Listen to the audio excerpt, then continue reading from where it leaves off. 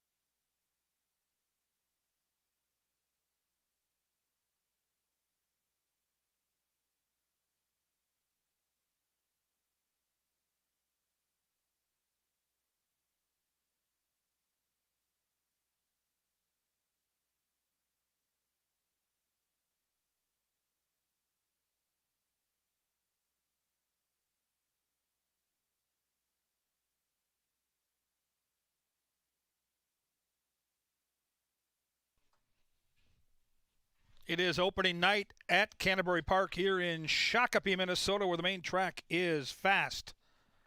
And the turf course is firm. Up. If you open up your programs, we'll go over the changes on tonight's card. We have a 9-race program for you tonight with a couple of stakes races. Race number 1 is free and clear of any changes. Race 2 is the first of 2 stakes races tonight. And in race 2, we do have a scratch. The first scratch of the 2023 season happens in race 2. Take out number 5, Xavier Dave. Race 2, scratch the 5, Xavier Dave. With that scratch of Xavier Dave, we're going to have no show or trifecta wagering in race 2. No show, no trifecta in the first of 2 stakes races with the scratch of the 5, Xavier Dave. On to race number 3. In the third, scratch number 2, New Dice, and number 4, Minoa. No show, no trifecta, no superfecta. Race 3, take out 2 and 4. In race number 4, in the fourth race, scratch the 3, Cantata Sonata, and the 7, 9 Crowns. Race 4, scratch 3 and 7. Race 5, we'll start our late pick 5 with that industry low 10% takeout. In the fifth race, scratch number 1, Fredonian, and the 7, Last Martini. Race 5, scratch 1 and 7. On to race number 6, where we scratch the 4, Reckoning Day.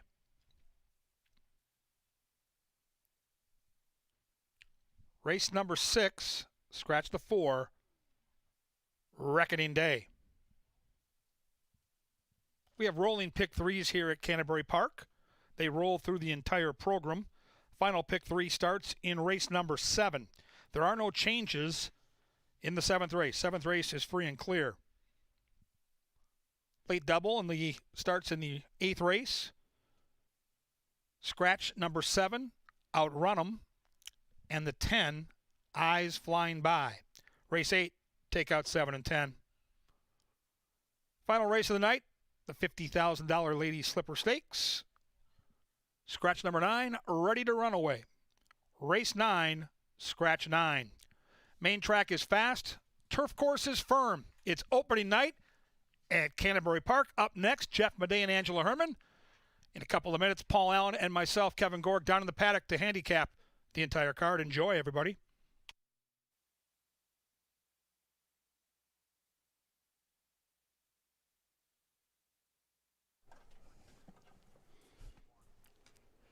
Well, hello, everyone, and welcome to Canterbury Park. Great to have you aboard for our 2023 race meet. I'm Jeff Madej. I'm joined by Angela Herman. She's part of the STEAM team, one of our 3 analysts, which all includes Paul Allen, our announcer, and the great Kevin Gorg, who we just heard giving us the changes. But we're really pleased to have you here, Ange.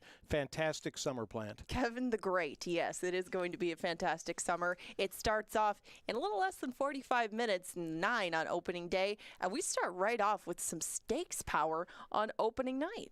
Let's take a quick peek at that calendar if we could. 54 days of racing. You'll see that we'll primarily run Wednesday, Saturday, and Sunday. Wednesdays don't kick in until June. We'll add 6 Thursdays beginning mid-July. That's a look at that calendar there.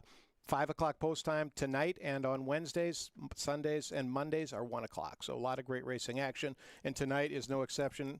And the pick 4 and the pick 5, the post time pick 4 and the pick 5 with the 10% takeout back. Yeah, if our schedule looks a little bit different, this has not changed. We have 10% takeout, the lowest in the universe, in our post time pick 4 and our late pick 5. Now, that always encompasses the late pick 5 with thoroughbreds. It does not include the quarter horses. We'll make note of any wagers that do include them, but they're both 10% takeouts. They cover the entire card, and a lot of times they bring very different sets of races to the table, so something that could probably stroke your fancy in whatever condition you look for at the races. You have to like that. Now, we have a new director of racing, and that director of racing is Chris Mers. Now, Chris comes from California. He's going to emphasize the turf racing, and the way he's going to do that is on Wednesdays. When we kick in Wednesdays on June 7th, he's going to add a $1 all-turf pick 3 with a super low 14% takeout.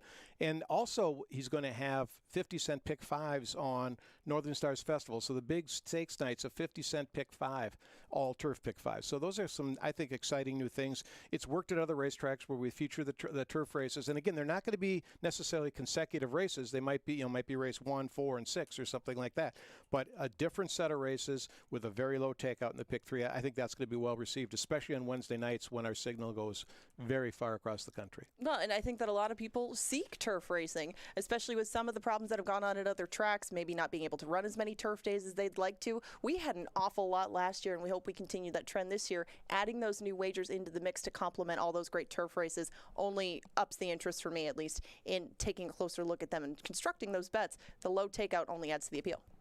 We've got a great jockey colony here. I'll contend that our jockey colony is as deep as any place. It's not like six really good jockeys and everyone else. It's like 12 really good jockeys or more. I looked at the roster, and I think there's 7 new names. So we're going to see a lot of new riders here. One that is back, though, is Lindy Wade. Now, we thought he retired. In fact, he did retire. He took a look at his career. He got the urge to ride again, and he's back. And Paul Allen had a chance to talk with him. Let's take a look at that. Canterbury Park, this is Lindy Wade. Nickname around here, Canterbury's Salt of the Earth. He was our leading rider in 2021, and he's back off a little respite away from the game. You took a little time off. Why? I did. I think I needed to gather my head. I'd gotten to a position to where I felt like I didn't have the why power that I originally had, so I took some time and found that why power again. Yeah, right. And while the short amount of time that you were away, did you learn anything about yourself? Maybe looking at different careers and different places in the country and stuff. Like what did you learn that maybe you missed about this game? So many different things. I mean, I had so much of an appreciation after stepping outside of it and being away for a few months, it made you appreciate the little things, and I grew up in this, and this is all I ever knew and all I wanted to know. So stepping outside was a challenge. This is my comfort zone. To a lot of people, this isn't comfortable, but this is my comfort zone, and I just couldn't let it go, and I have a new respect for the game. Yeah, and you're very good at it too. It's going to be great having Lindy back this season, and this is a place where we may not have the highest purse money of any track in the country, and Lindy's ridden all over the country, but you, like so many others, recognize there's just something special about Canterbury Park you don't get at even some of the biggest tracks in the country. What would you say that is? I think it's the atmosphere. As a whole, between the fans and how fun you make it, and how fun family days are, and the weather. Different things make this place, all around my favorite place to be. That's awesome. thing. So if it's a $100,000 stakes race and you're on a live horse, it's horse racing. Said live horse may not win or may win. For you, what would your preferred circumstance be under those conditions? I would say a 2-turn turf race where I break from the 1 hole, and There the we go. rest is history. Well, there you go, Canterbury. Lindy Wade, 2-turn turf races. When he draws that one, ship it in. Thank you, bud. Welcome back. Thank you. A plus. Good. A plus. Great to have Lindy Move, back here Sadie. amongst the fold in a very, very deep jockey colony. Angela, I'm looking forward to this meet. Let's welcome all of our fans. We'll have a big crowd tonight, big crowd across the country betting on these races. 10,000 Lake Stakes. Hotshot Kid takes on Dr. Oscar. Charlie's Penny in the Lady Slipper Stakes. Who could ask for more? That's an awful lot for an opening night slate, and we're going to enjoy every second of it. We've done a little handicapping, a little intro for you, but there's a lot more coming up soon with Kevin and Paul.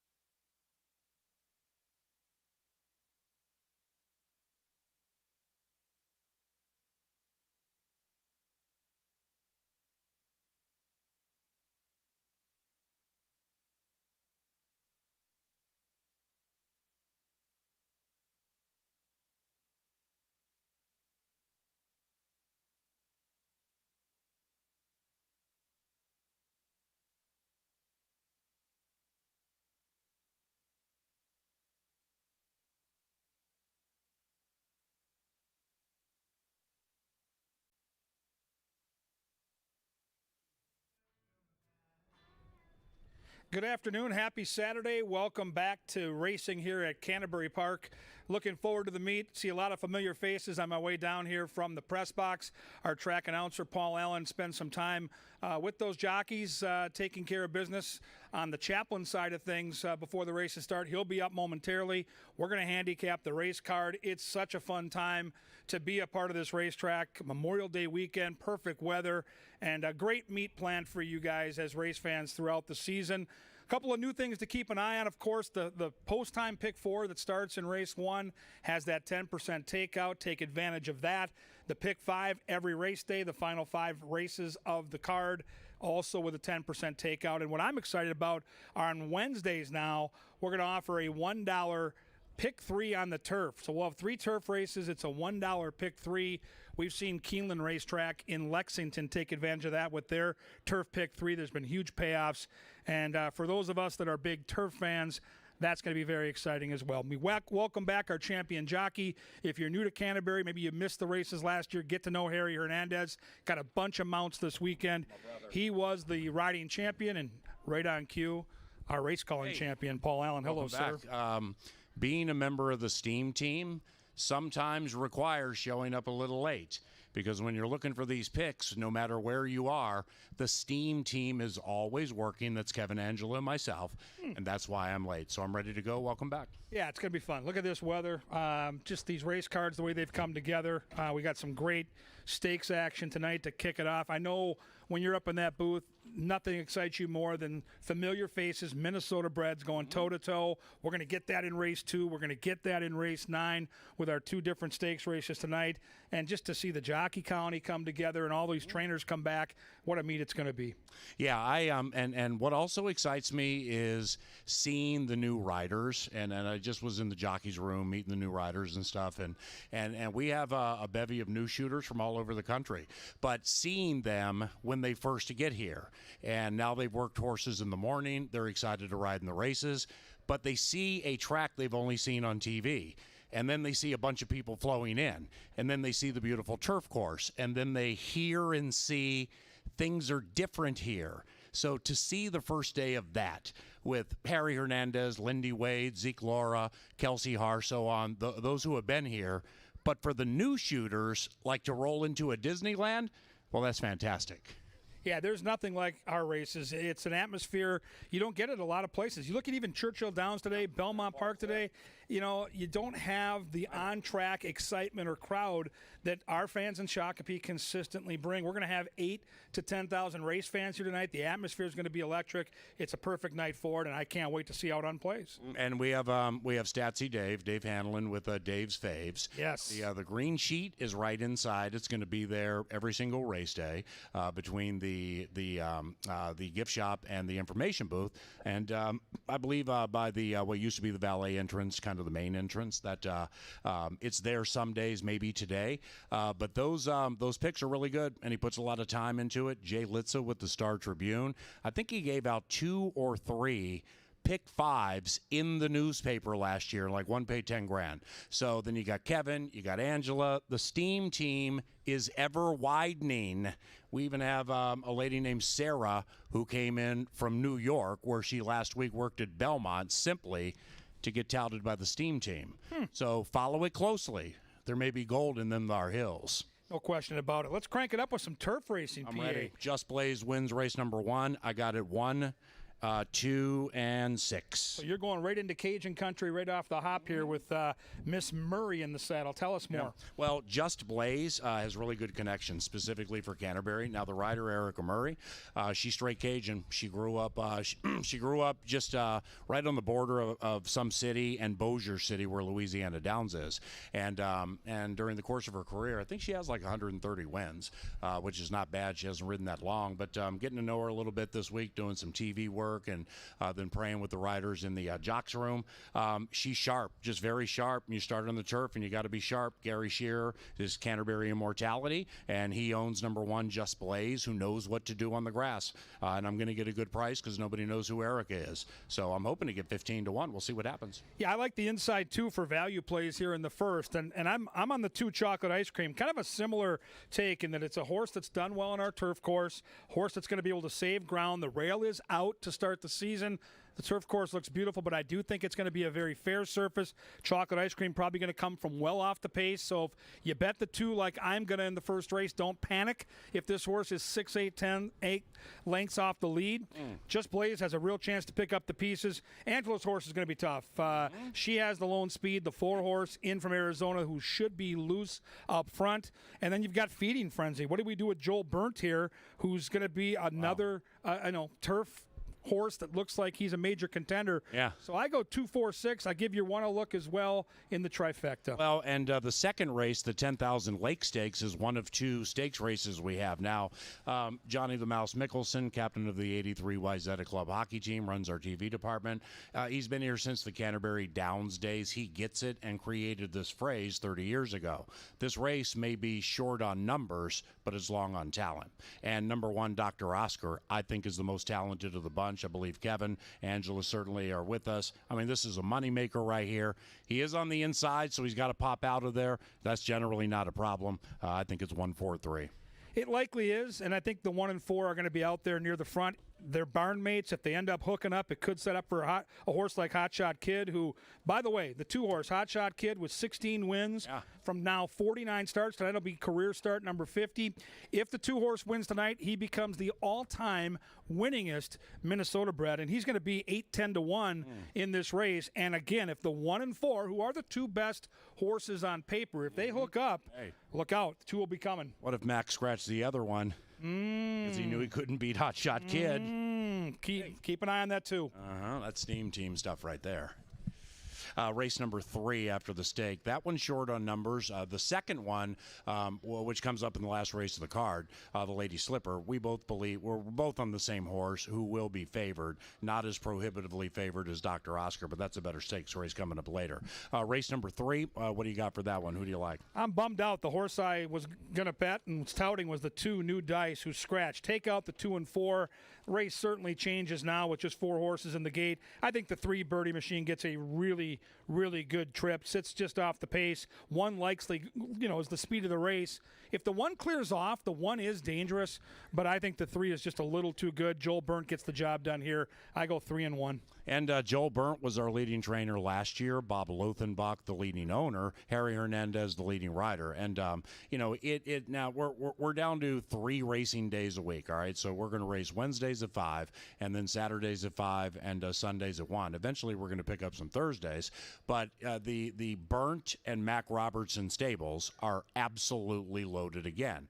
And the battles that they had, for those of you who come out more than once, twice, 3 times, looking at each race and which top line trainer, at least as they go, put which horses where, casting their gaze the way of the stakes races and the end of the season. It's fascinating. It was fascinating last year because it goes in waves. And I think they're both going to come out of the gate really, really hot. Birdie Machine is going to be lower than 9-5. And I'm with you on that one, man. I like it 3-5-1, but Burt and Mac, they're going to try to run away again. Hopefully it's a little more competitive this year. Yeah, race 4, Burnt and Mac, not as well represented here. I've got a horse in the 2-horse, Miss Mac for Tim Padilla. And this is another trainer that if you bet him last year on the blind, you probably made some good money. Padilla brought in prices, won it near 20%. And because Joel Burnt and Mac Robertson have earned so much respect at the betting windows, sometimes those Padilla horses, Paul, they drift up and we get favorable prices. And I think this Miss Mac flashed enough talent in her debut last September. As a 2-year-old, she had trouble in that start. I think she's got speed. And we've got the Barnes go-to rider, Alonso Quinones, in the saddle. I think Miss Mac says bye-bye on the front end. I go 2-5-1. I'm not going to argue with you. I wish I picked her. I picked her second, and I'm going to take the 8 in this race. Highly creative, but Miss Mac, I'm sure is going to be dramatically overbet. Okay, so. This one I believe is 8-5 or lower, and also was around even money in a 6-horse field at Canterbury September last year. Had a bad start, so that horse was steamy to probably be those odds, but missed the start. It had the right to run a little better than that, but that's yesterday's news because it was 2022. I just think she's going to be way over bet. If she wins, I'm not going to be surprised. Highly creative, Carlo Lopez for Wade Rarick. Wade is one of the, when I say sneaky trainers over the last 10 years at Canterbury, I don't mean sneaky in any form of a negative way. I mean he doesn't have as many horses as Burnt, Mac, and a lot of trainers, and he gets the most out of what he has, as good as I've seen a lot of trainers over the last 10 years. Highly creative, that was 5-2 in a 7-horse field down south, and the track came up good. That track at Prairie Meadows, with all due respect, when it's not fast, it can, I don't even know what it can be, cuppy, deep, but horses either take to it and win by 5 or they just get destroyed. And that's what happened to this one. So I'm going to get a good price here. Carlo can ride. He's 16% this year, and I got the good striking spot on the outside, 8-2-1. Race number 5, middle point of the card. We've got turf racing in the 5th. It also starts that pick 5 I talked about earlier. Play the pick 5 at Canterbury. This one looks pretty wide open, PA. This looks like a race where if you're going to play the pick 5, you might want to spread. I end up on the deuce. I like the horse. The horse loves Canterbury, but I think there's a lot of different directions you could go in this race. Yeah, I'm on thick haze, fell into it. Honestly, after 15 minutes, I just and I didn't watch replays of any of the turf horses here. I just got tired of looking at it, so I just settled in on 263. Thick haze, 5 for 8 on this turf, and has racing under his belt. In fact, he's made 15 grand this year in 7 starts. That ain't great. Made about 40 last year. So I took that one. I think it's wide open. I think as that 10% pick 5 goes. Personally, if you can get away with 1 or 2 in here, and you get a 9-2 or higher, then you can be in business. That pick 5's 10% takeout. The wager is ballyhooed because a lot of people around the country play it, and it garners a lot of attention. If Barry and Joni win it with Go for Gold off the layoff, I'm not going to be surprised. Fired a big one, losing to Sonny's Not Funny last year off the layoff. So, man, it's 263. I don't know. And also the turf. I mean, because of the weather we've had here in this part of Minnesota, specifically Shakopee, it's beautiful and it's thick and lush. So July, August, when it's a little harder, because of the weather and everything, well, that's, immediately find the speed. I don't think that's the case with our turf course right now. Even if it isn't, I think Angela's horse, the 5, Meet Joe, is super, super sneaky Lindy, here. though. I like Lindy. I like the speed. I like the third time off the layoff. And if you go back to that last turf start in December, this horse ran a really good race against much tougher competition. So I've got the 2 on top. I like the 2 a lot. Yeah. But if I'm going to build an exacta box or a trifecta box, they're all going to have the 5 Meet Joe on there. I go 2, 3, and 5. I'm going to go at least 4 deep on the pick 5. I think the 5th race is a little more wide open than most do. Yep, I do too. In fact, on my pick 5 ticket, I'm going to have 5, including Meet Joe. Now, race number 6 begins the final pick 4 opening night at Canterbury. We race tomorrow, Family Day at 1, Memorial Day at 1. Then we come back the next Saturday at 5. CanterburyPark.com for information. Scratch number 4, Reckoning Day here. I believe that horse could have gone favored. 6-3-5 for me. I like schmooze, but not with a lot of schmooze-like conviction. So I kind of fell into that one a little bit. Astronaut Oscar. I mean, Astronaut Oscar is going to be 4-1 or lower. Matson wins a ton of races. 8-1 morning line. Right. Van Winkle is HOF, and Lindsay knows the track inside and out. But it gets the tag. We're in for 25 grand early in the season with a Minnesotan who's made a lot of money. So that's just in principle right there. Can win, get claimed, get 60% of the purse, roll the dice on how much ever air you think's left in the tire. That's a big scoop if this horse wins and gets claimed. But still, in for 25 early in the season, didn't hit me the right way, 6-3-5. Yeah, I think the 4 is going to get bet big time, and why not? It's Boat Song, it's speed, it's Mac Robertson with his go-to guy, Eduardo Gallardo, in the saddle. I think the 1, Warrior Boss, is very, very playable in the exotics. I just think Astronaut Oscar is the fastest horse from an attack post, and at age 7, I don't think they're afraid to lose the horse for $25K. So I think this horse in from Tampa, legged up and ready. And if we can get anything close to 8-1, I'll be thrilled. Hey, and as the season navigates here at Canterbury Park, we go through mid-September. Go to the website because there are new things with the track. But like we have food trucks here, and if you haven't been here much, the second floor has different food options maybe than the last time you came. Bo Diddley's an incredibly good sandwich spot. That's inside, just to the right. What would be the south end of the track? Cutwater's across the street there. My son Derek's in Your Smiley. He's working at Cutwater tonight. But those cabanas, man, and I know your family's taking in 3rd of July and other events at the Wild Horse Saloon and those cabanas. You'll see those cabanas out there, and they're not all of them are sold for the whole season, but we're only 3 days a week. So I would guess more are sold, than per the day than maybe we would expect. So it's an unbelievably cool racing experience.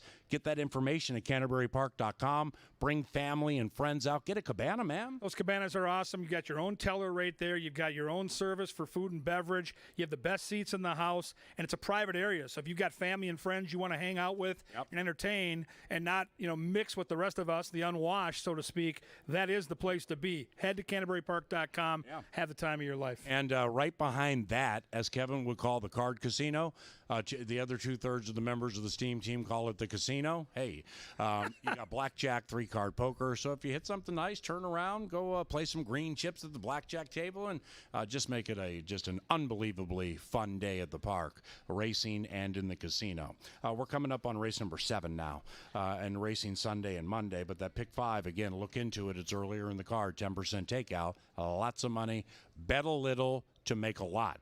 Race number 7, this one comes up big with no scratches in it. 6-7-3 for me. It's a turf race beginning the final 3 races. Of a pick 3, where I don't play a lot of pick 3s at Canterbury because the pools just aren't big enough for me. But nevertheless, that last race with Charlie's Penny, if you beat Charlie's Penny in that last race with the right horse, and you hit races 7 and 8 and that $1 pick 3, you got to hit races 7, 8, and 9. Use as many or as few as you want. That could be a bet 20.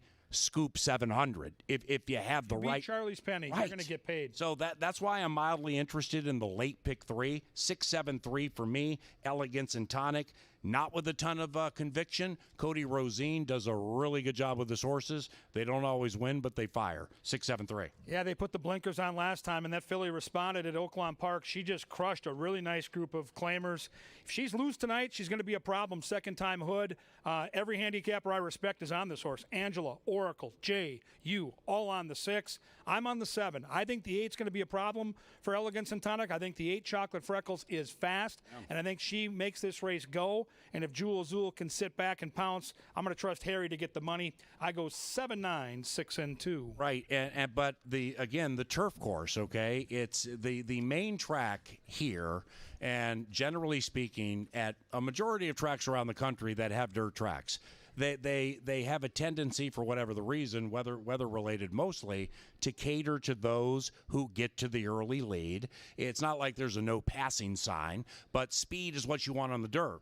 The turf's different, and these are things Kevin and Angela and I look for early in the season, because that's how you catch horses that are big prices and kind of being overlooked. Like if horse is going to the lead, just the turf's deep and thick and whatever, and they're all coming back, then here in the 7th race, I'm going to be looking for horses off the pace. Yeah, and turf racing's different too. They're ridden differently in route races on the grass. Jockeys are looking to save ground and save energy. So a lot of times in the turf, by the time you get to mid-stretch, there are 4 or 5 horses within a half length of each other. Dirt racing is completely different. You know it from calling the races. You get to mid-stretch in a dirt route, most horses that are going to win are probably 2 or 3 lengths clear of the field. So turf racing does, I think, bring in longer prices in general. And yes, horses from off the pace have a much better chance to win on the grass than they do on the main track here at Canterbury. And no matter how long you're here today, say you're here for the whole card, take a look at the races and just keep this in mind. The most, whether you're betting jockeys, horse colors, silks colors, or you handicap the heck out of it, no matter how you're betting, the bigger the field, the better the chance for a larger payoff. So if you're on a $100 budget today and your win bet's $10 to win, that's my big win bet. Cool. Well, save it for the ones that aren't super obvious in smaller fields, like Pete's Dr. Oscar is going to be a handful. Pete will tell you it's horse racing. Hopefully he wins, probably will, but that 20 to win on that one's probably going to profit you $6, $8, maybe 10. Where if you can find something later in a bigger field and you put 10 to win on it and it's 4 to 1, well, now you're scooping 60. So just keep that in mind as the fun navigates today. On with that 8th race, scratch number 7 and 10. And in the 8th race, I'm 8-5-3 in this race. And after I got done with it, you're going to see it via video later, a $3-5-8-5 exacta box. And I mean it, too. I mean, I think this is a wide-open race where big prices can hit the board first, second, or third. So I'm going to play that 3-5-8 exacta box. I might bet number 8, Yo Dog, to win a little bit. It's burnt for Uloa, and Yo Dog has run great before. So I think it's wide open. What about you? Best betting race of the night for me. Race 8, without a doubt. If I had to bet right now which race would have the biggest win payoff, it would be race 8. It's wide open.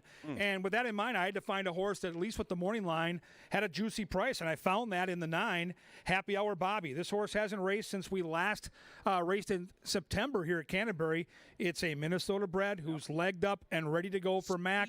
Harry Hernandez gets the call, and that scratch of the 10 does help. I think Happy Hour Bobby is gone on the front end. I think it's a wonderful, wonderful betting race. Save some of your bankroll for race 8, fans. KG, in your spotty, consider this, because we saw it a million times last year with Joel Byrne. Yo Dog, bet down to 4-1. Midnight Royal, say bet down to 10-1. Okay, it's not, if Midnight Royal, third off the layoff, wins this race, and it's owned by Lamont Nenest, granted, who bred it, but it's Burnt and Constantino Roman. How surprised are you going to be? Not at all. If the other Burnt wins. Hey. I'm telling you, there's going to be prices. Bet the trifecta and superfecta in race 8. That is where you can make a really small bet and come back with a really big return. Yep, the second longer in the odds of a trainer who's generally first or second at a track. That's Steam Team type information. We get to the 9th race now, and the 9th race is the Lady Slipper Stakes. We told you of the 2 stakes races. This one has a bigger field. Scratch number 9, Ready to Run Away. She is Minnesota Claiming Immortality, ready to run away. The defending champion is the 7-year-old mare Clickbait. She'll be tough to beat. Here comes Charlie's Penny for Bob, Joel, and Lindy. What do you think? Tough to beat Charlie's Penny. The horse I feared the most is the horse that scratched just inside of her, Ready to Run Away. I think Charlie's Penny is an exceptional mare. She hasn't raced since January, so you want to come to the paddock. You want to take a look, see how she's physically looking, see how she's behaving. But she's won at Churchill Downs. She's run against some of the top female horses in the Midwest. And if she gets the right trip, she's going to be 2 or 3 to 5, and she's going to romp. The wild card for me in this race, Paul, is the 6, Royal's Little Diva. Now, Clickbait has won on the front, and Clickbait has also won sitting off the pace. If Clickbait lets that 6 go, I don't see a lot of speed on the front end in this race. And Royal's Little Diva showed a bunch of talent here last summer. I don't know what happened in the prep race at Sam Houston, but she never picked up her feet last time out. But let's be honest, she's a Minnesota bred. They weren't looking for the money at Sam Houston. They're looking for the money tonight in a stakes race. So when a horse runs 7th down at Sam Houston and then they come to a stakes race, she's probably feeling pretty good. If you let the 6 loose here, you want to get a big payoff in that pick 3, you can sneak her onto your tickets. I go 10, 6, and 7, and that's the exacta that I'll be looking to cash. And the Steam Team, Angela, Kevin, and myself, again, we're because this is opening day, and you've been kind enough to identify us as something to do on a very, very, very, very special day for us, 28th season of racing at Canterbury Park. We are going to share another nugget that we don't generally share over effusively via the Steam Team. But Matson is sitting there nodding his head because nobody said anything about Molly's Angel. Right. So now all of a sudden it ain't going to be 8-1, it's going to be 12-1. Yep. Boy, Pete sure doesn't win a lot of stakes races at Canterbury, and I think he just got what he wanted. Us not mentioning Molly's Angel one time. She might be ready to spread the wings and fly into the winner's circle. Well, she won last year against Open Company with an 84 Beyer speed figure. If you go back to that 84 Beyer speed figure, try to compare that to the horse that's going to be the 1-2 favorite, Charlie's Penny. Yep. Her last couple Beyers are an 81 and an 83, so Pete's smiling for a reason. He's got that wallet full of cash. He'll be betting Molly's Angel after he crushes in the earlier stakes race, and the rich will get richer. You play that late pick 4, that final pick 3, or that final double, and you beat Charlie's Penny in that last race. A lot of gold in them there hills. That's Kevin Gorgan. I'm Paul Allen. We are honored to be back at Canterbury. We've both been here about 28 years calling for me, Kevin on and off, including the Downs for 30-ish years and more. Our TV department, everybody up there, we're here to serve you. Likewise, for those of us in the Dark Star press box, our marketing team, Randy Sampson, our friend and our boss for nearly 3 decades. Anything we can do for you, we are here if you see any of us. So enjoy opening night. Best of luck to you. God bless. And welcome to Canterbury Park. Thank you.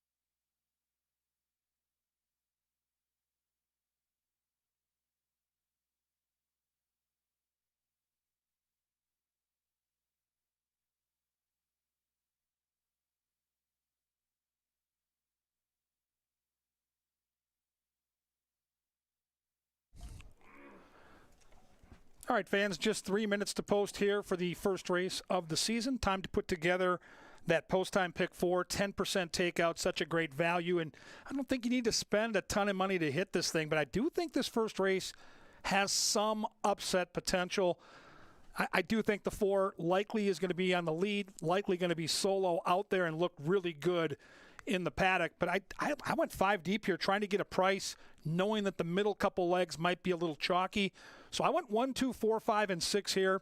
4 is absolutely the horse to beat. Paul and I talked about the inside 2 markers who, with the right trip, I think could get a really advantageous journey around this turf course here at the 1 mile distance. But you're right, the 4 is going to be tough to beat. The fans have the right horse favored. In race 2, everybody's going to play the 1. I think the 1, Dr. Oscar, is the horse to beat, but I'm not leaving the Alligator Hunter, the 4, off the ticket. He's going to get a great stalking trip. You know how classy he is. I'll use both those 2 horses and look to move on with the 2 speedballs in race 2. Race 3, I went 2 deep again. The 1 is the speed of the race, Ranger Gus. If the Ranger can get loose, he can win it around 3 or 4 to 1. Birdie Machine's going to be tough to beat with Carlos Ulloa. That's the horse for Joel Burnt. Burnt was awesome last year. I don't think that'll change this year. 1 and 3 in that third leg. And I'm going to close it out with a horse I really like in leg 4. I'm going to single Miss Mac Mac. Tim Padilla, Alonso Quinones. That debut was much better than it looks on paper. Took a bunch of money. Had a terrible start for a baby race. This horse had the nightmarish start. They went back to the drawing board. The workouts are steady. I think she's got speed. I think she's all grown up from 2 to 3. And I think Miss Mac Mac will close out the pick 4. There's the ticket. 1, 2, 4, 5, 6 with 1, 4 with 1, 3 with 2. Just a $10 ticket. And if this thing hits and we can get just one good price, maybe here in the first race, this thing could pay $60, $80, or $100. It's the post-time pick 4. It starts every race night with race number 1. And right now, that's inside 2 minutes. Don't get shut out.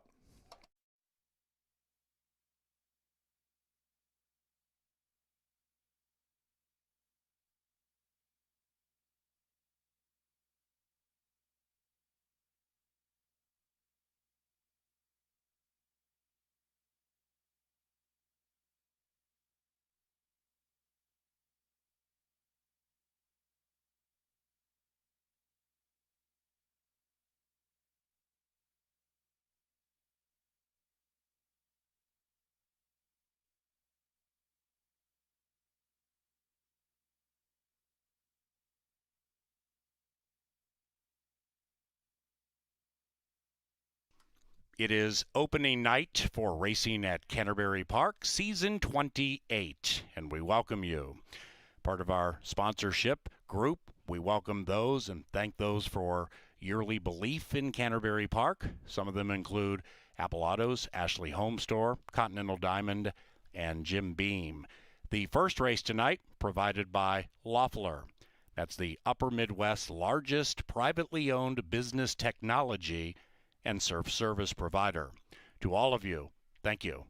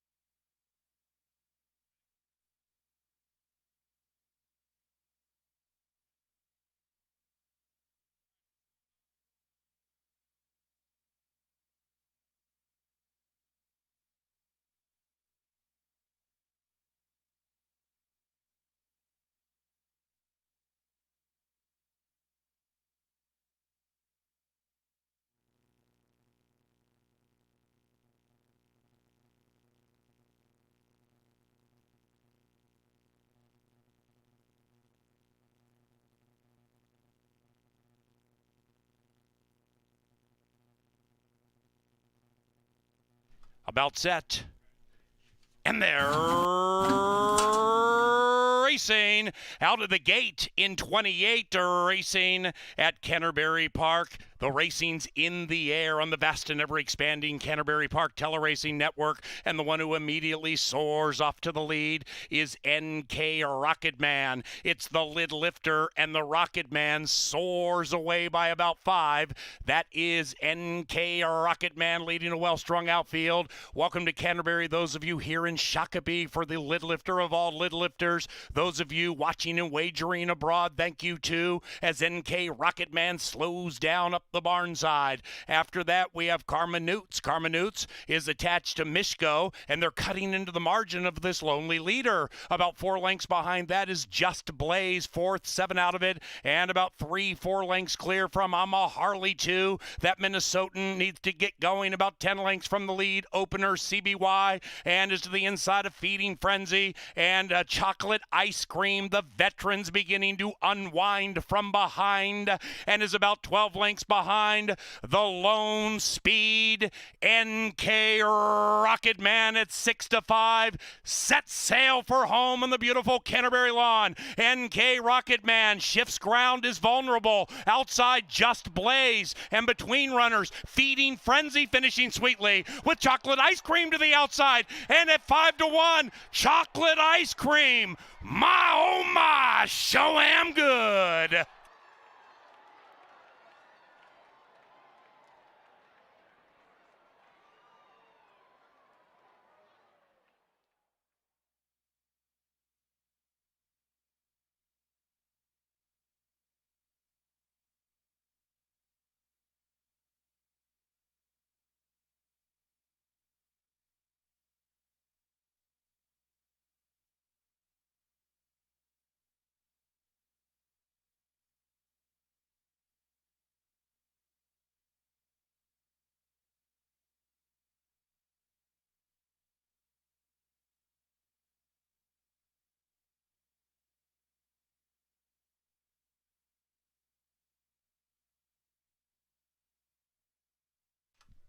Number 2, Chocolate Ice Cream with Bridge Mahan wins the first of the 28th season of racing at Canterbury Park.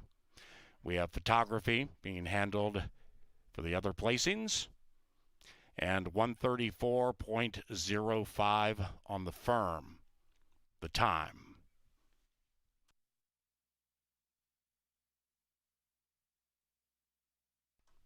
We have ancillary numbers.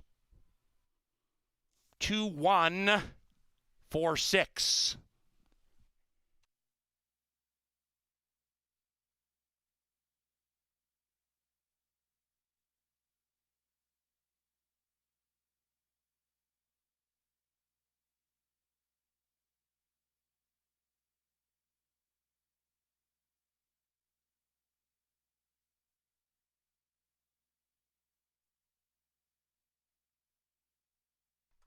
Still unofficial.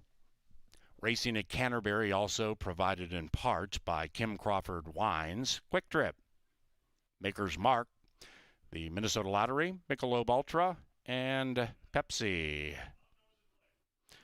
Welcome, Nashia's Bachelorette Party, Peter Freeberg's Bachelor Party, and the Joe Beckman Party. Right out here at the park.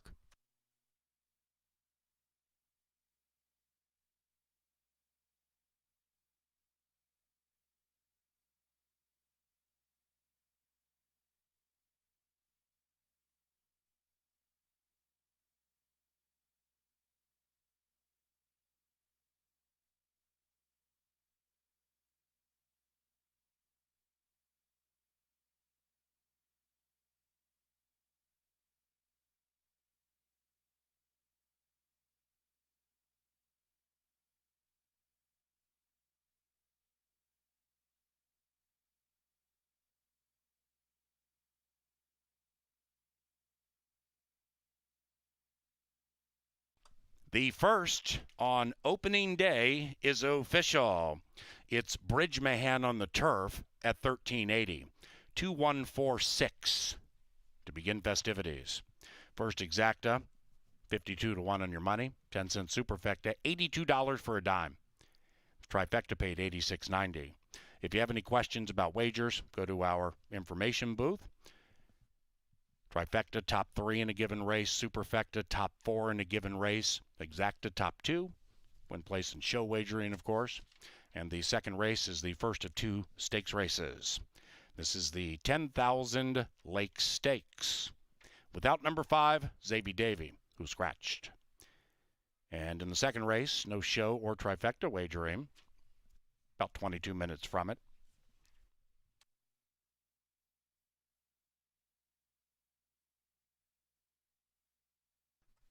Well, the old guy did it again. Victory number 11 for the 9-year-old. Now 4 victories on the Canterbury lawn.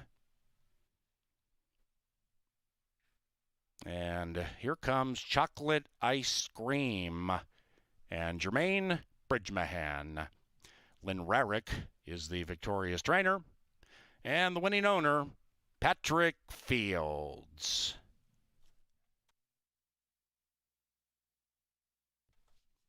Race number 2 at CBY is provided by Apple Autos. That is the official vehicle supplier to Canterbury Park. We have an Apple Ford here in Shakopee. It's just to the north of the racetrack. 10,000 Lakes time, about 20 minutes from now.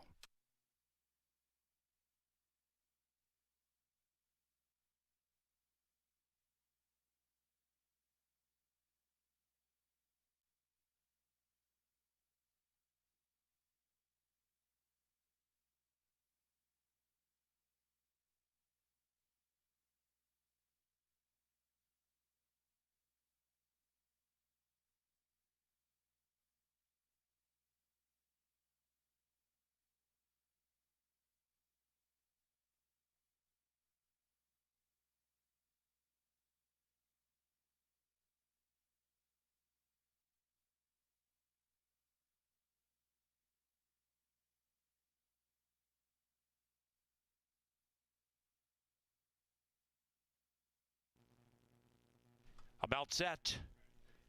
And they're racing out of the gate in 28, racing at Canterbury Park. The racing's in the air on the vast and ever-expanding Canterbury Park Teleracing Network, and the one who immediately soars off to the lead is NK Rocket Man. It's the lid lifter, and the Rocket Man soars away by about 5. That is NK Rocket Man leading a well-strung outfield. Welcome to Canterbury, those of you here in Shakopee for the lid lifter of all lid lifters. Those of you watching and wagering abroad, thank you too, as NK Rocket Man slows down up the barn side. After that, we have Karma Newts. Karma Newts is attached to Mishko, and they're cutting into the margin of this lonely leader. About 4 lengths behind that is Just Blaze, 4th, 7 out of it, and about 3-4 lengths clear from Ama Harley 2. That Minnesotan needs to get going about 10 lengths from the lead opener, CBY, and is to the inside of Feeding Frenzy and Chocolate Ice Cream. The veterans beginning to unwind from behind and is about 12 lengths behind the Lone Speed. NK Rocket Man at 6-5 sets sail for home on the beautiful Canterbury lawn. NK Rocket Man shifts ground, is vulnerable. Outside Just Blaze, and between runners Feeding Frenzy finishing sweetly with Chocolate Ice Cream to the outside, and at 5-1 Chocolate Ice Cream. My oh my, so am good.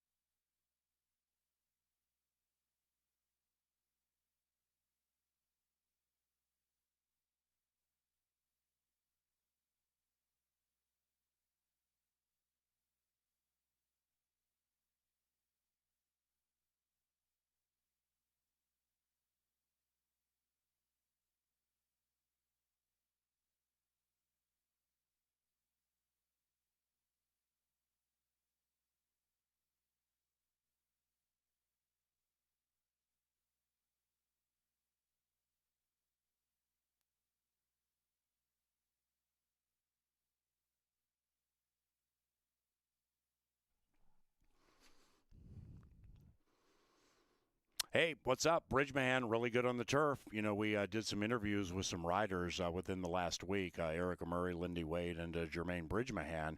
And part of the conversation was how well Jermaine does here and everywhere on the turf. And boom, he gets a 5-1 shot home in the first. Now we get to a stake. It's the 10,000 Lake Stakes, and a big favorite here, the super speedy Dr. Oscar. You got a lot of Canterbury immortality in this race.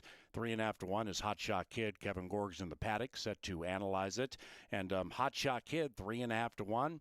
He'll be off the pace to beat Dr. Oscar. But like you said in the pre-race show, if he wins this race, he's Minnesota immortality right at the top. It's exciting to see these Minnesota breds that we've watched throughout the years.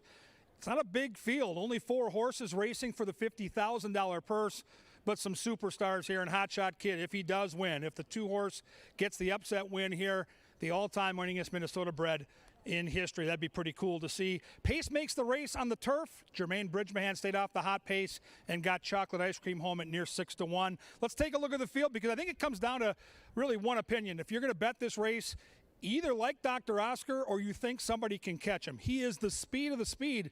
And drawn to the inside, jockey Alonso Quinones doesn't have a choice. This horse is going to have to go. And we watched the race last year where one of his barn mates, the Alligator Hunter, who's the 4-horse here, was up on the pace with him. They went eyeball to eyeball.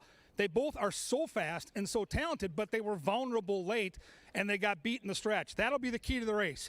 From the inside post, he's got to get out. Quinones has to get this horse to relax and use that brilliant speed to his advantage. 7 races on the Canterbury main track, 4 for 7 in the winner's circle. Super classy horse. Dr. Oscar is my pick. I think he's too fast, and I think he can wire the field. Let's talk about Hot Shot Kid, because he's one of the coolest horses we've seen here in Shakopee. He can win on the turf, on the dirt, going long, short sprints like this. He just loves to run. And his best running style is when he has a target, and he will have a target in Dr. Oscar.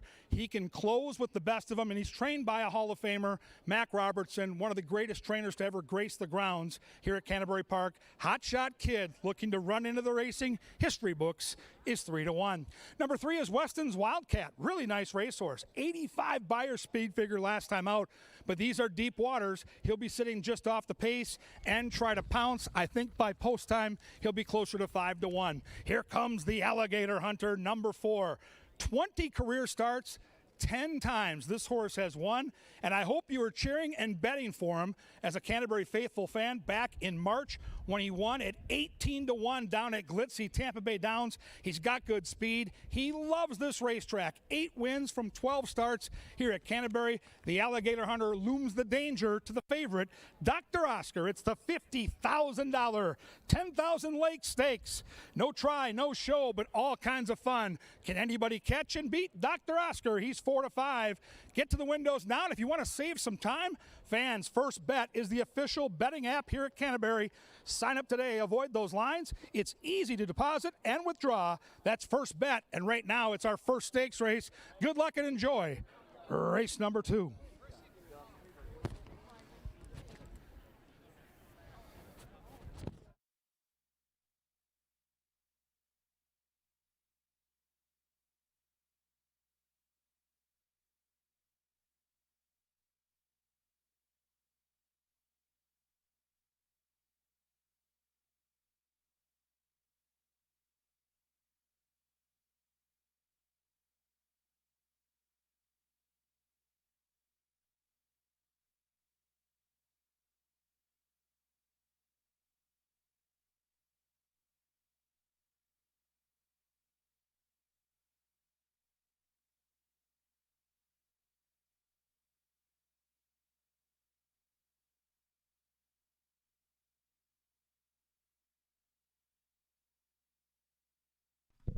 Ladies and gentlemen, the Canterbury Park Bugler is ballyhooed.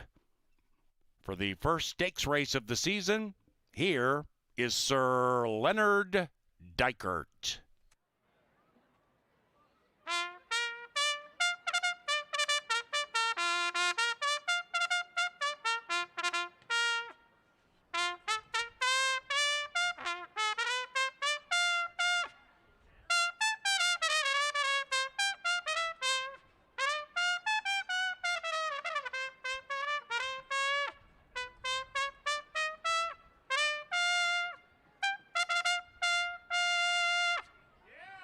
at that, Len Dykert. Len Dykert, ladies and gentlemen. And he brings them onto the track for the 10,000 Lake Stakes. Here they are, all four of them. Scratch number 5. Number 1 is Dr. Oscar, owned by Pete Matson, trained by Tim Padilla. Alonso Quinones is in the irons. Our leading rider from last year, Harry Hernandez, handles the richest horse in the race. That is the 9-year-old Hotshot Kid for the estate of Warren Bush and trainer Mac Robertson. Number 3 is Weston's Wildcat. This Minnesotan is owned by Raymond Sour Wine and trained by Ray Ashford Jr. Lindy Wade has the call. And Constantino Roman rides number 4, the Alligator Hunter. He dead heated for victory with Dame Plata in this race last year. The Alligator Hunter is owned by Pete Matson and Tim Padilla. Tim trains. And there are the 4 with no show or try wagering in the 10,000 Lake Stakes, which is about 5 minutes from now.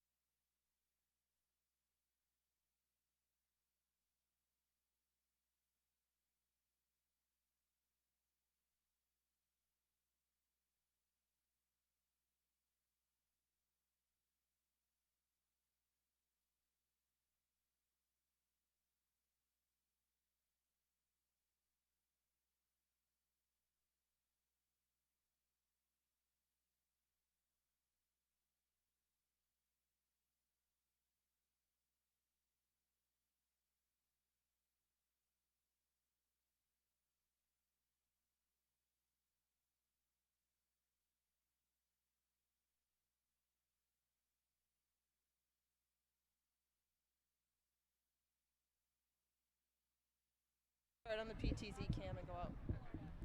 Get out of your way.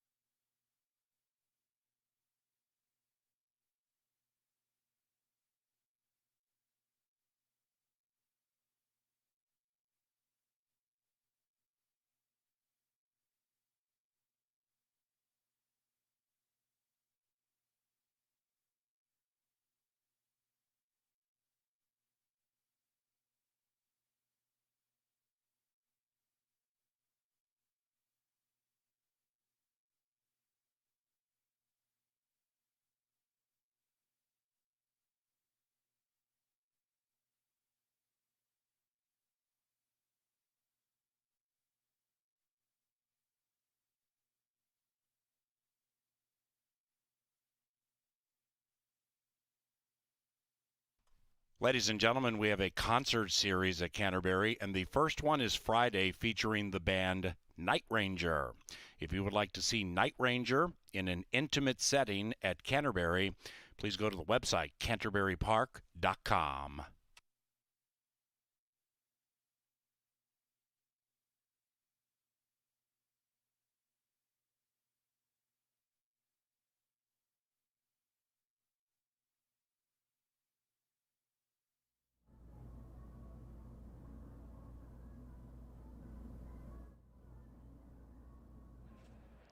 We are just a couple of minutes away from our very first stakes race of the year.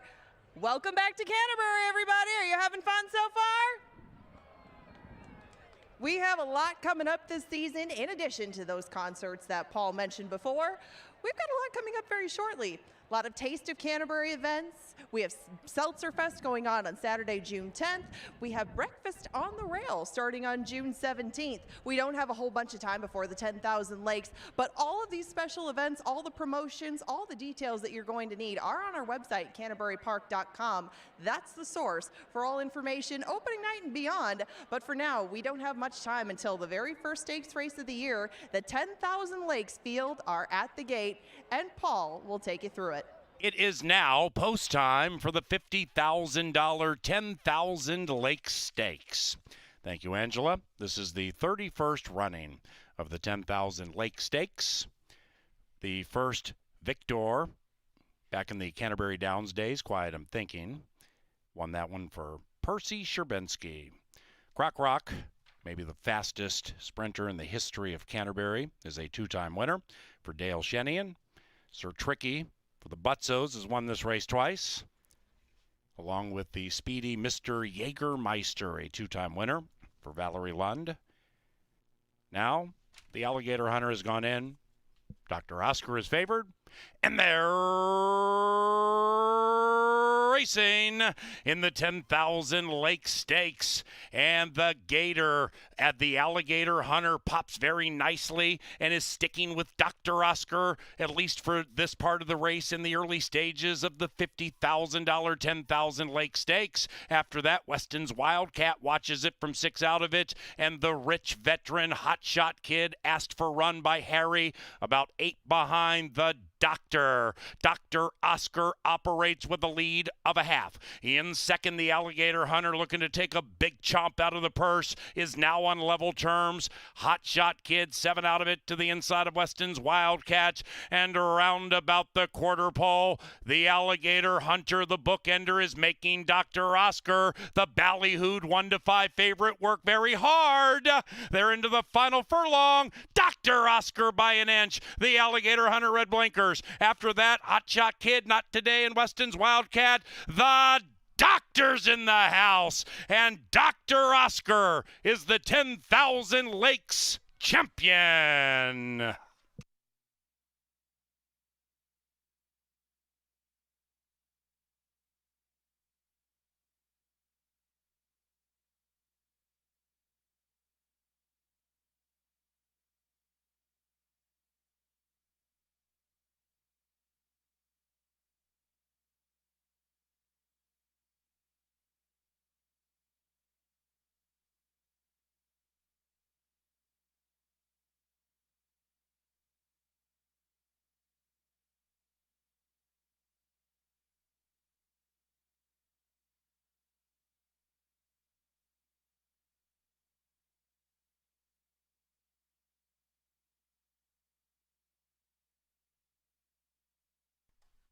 It's Dr. Oscar first, the Alligator Hunter second, 108.82 the final time.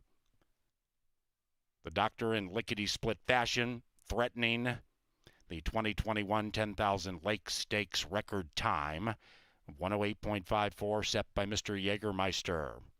1-4 is unofficial.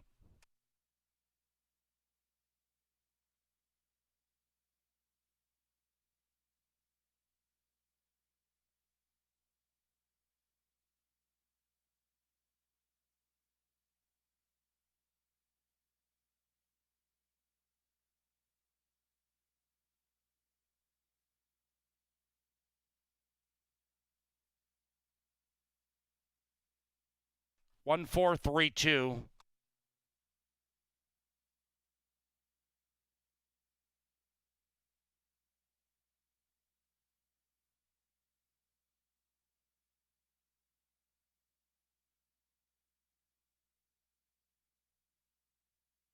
Seven wins from 16 starts for the Doctor.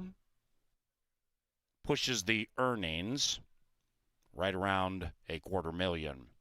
And the Doctor, on a rather warm opening day at Canterbury Park, is set to receive a bath for his toil. We welcome our boss, Randall Sampson. He's in the winner's enclosure. Randall is making the trophy presentation to Mr. Matson and the winning connections of the 10,000 Lake Stakes. We'll have an interview from the winner's enclosure following that. And then the third on opening night at Canterbury Park. That third is sponsored by Michelob Ultra. We also thank Think Minnesota Realty and Dave Lilja. Think Minnesota Realty, that's our partner in real estate.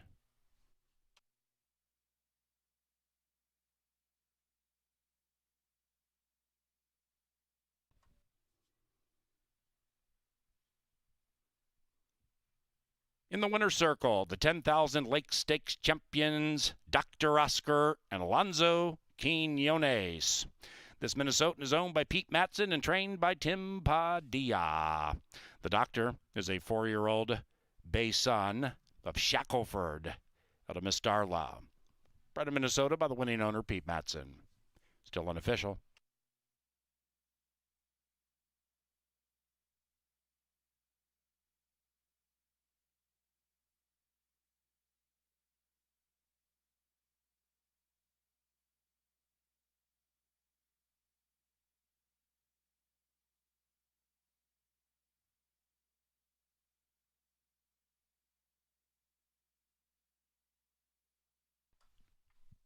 We have a Cutwater cocktail race promotion in the third. When we get to the third race, if number 3 wins, you get $3 off Cutwater cocktails at the Cutwater Club. Track level, Senor Smiley is the bartender, and they're right across the street from Bo Diddley's. More on that approaching race number 3.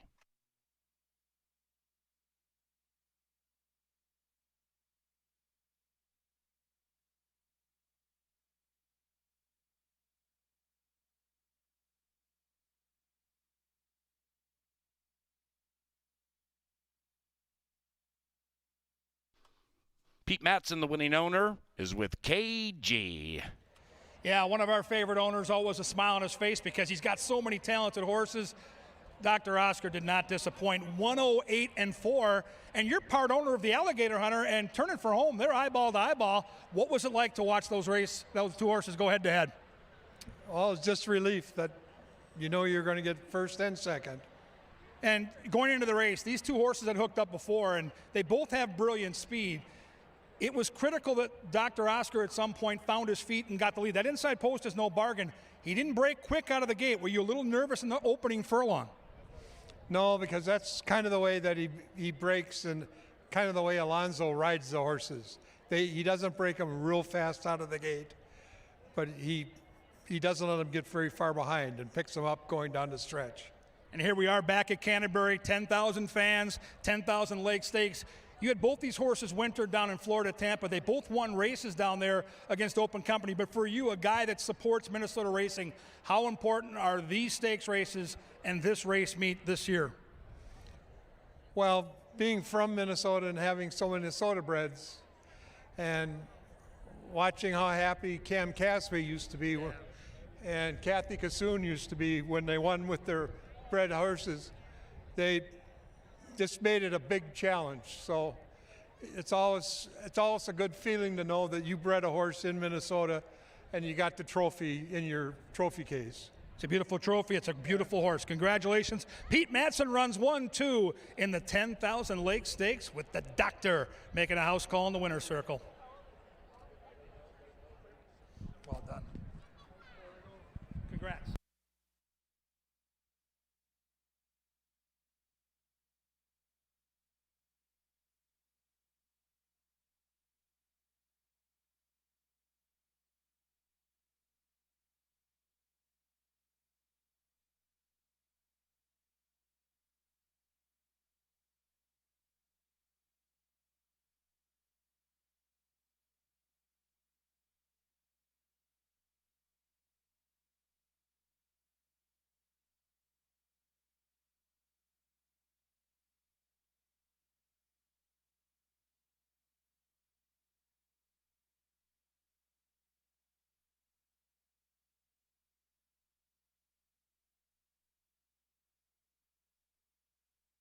Alligator Hunter has gone in.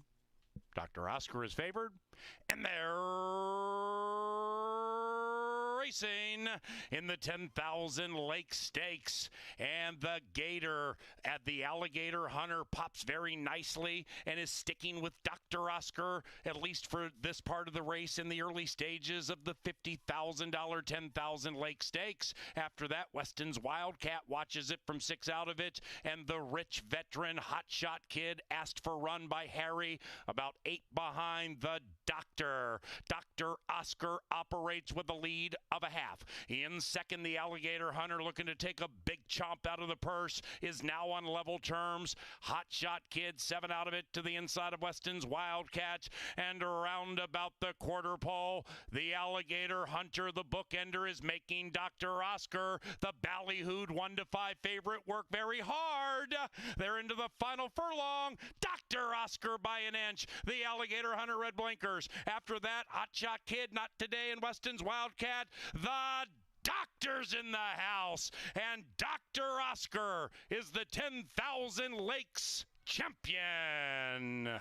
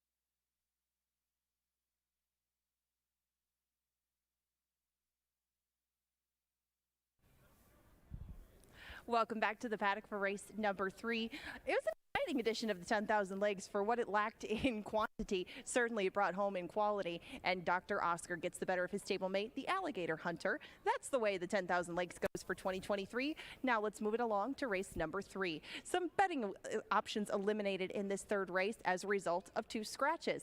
Take out the 2 new dice and please scratch the 4, My Noah. So we are just left with that aforementioned group of 4. Their 5-2 second choice leads the way, and that's Ranger Gus. Ranger Gus is a Minnesota bred in for the waiver tag. He was not in for the price today as he hasn't run since last August, and last was at this relative level. Now, Ranger Gus did leave on a winning note. He got his second win that day. He was running out of gas at the end of 5 furlongs, and I guess that was my main question going 6. Ranger Gus is very, very quick, but seems to have shown some distance limitations up to this point. Now, that's only a 4-star career. Another furlong probably isn't out of the question by now, but we also, again, haven't seen him since August. I had some mixed feelings on him, so I did take him in second, but the scratches will definitely help him. Birdie Machine is your 2-5 favorite. Birdie Machine, as you can see, a lot of horse. He is a big heap of a guy, and he's only started 5 times himself. Now, he did pick up that second win last time in wire-to-wire fashion, was very game in doing so. He actually came back on the runner-up that day and won going away. The Burnt Barn, especially when teamed with Bob Lothenbach, are very, very good, especially early in the meet. I mean, they win a lot of races when they first come up here, and Birdie Machine certainly looks primed in a spot to pick up one for them. 7-1 on Grunder. The outside 2 will be the field's long shots, and the first one is Grunder. We welcome Derby Glass to the mix-up here in the Jocks Colony, and Grunder doesn't have very much speed. His inside 2 runners probably will get the jump on him. Grunder's going to need something to fall apart most likely. Probably a longer spot, maybe even a spot on the turf more suitable for this horse down the road, but they got to start somewhere, and that is this spot. 5-1 on Halo's Laddie on the outside. He's raced a couple of times this year. Both of them were at Fauner Park. The first one was a win. They'll take the blinkers back off him, which he did wear in victory that day. Shaq's My Daddy, another horse that we've seen up here, got the better of Halo's Laddie last time around, but we'll see what he does when he comes back to his home turf. He did have a couple of starts up here last year in which he showed speed and could be another element. In that way, I just didn't see him on top. I didn't see anybody beating Birdie Machine, and a whole lot agree with me. Right now, he is your 2-5 favorite. Remember, some betting options no longer involved. Show, trifecta, and superfecta wagering all gone with those scratches, but you can win place exactas, doubles, and pick 3s if you'd like.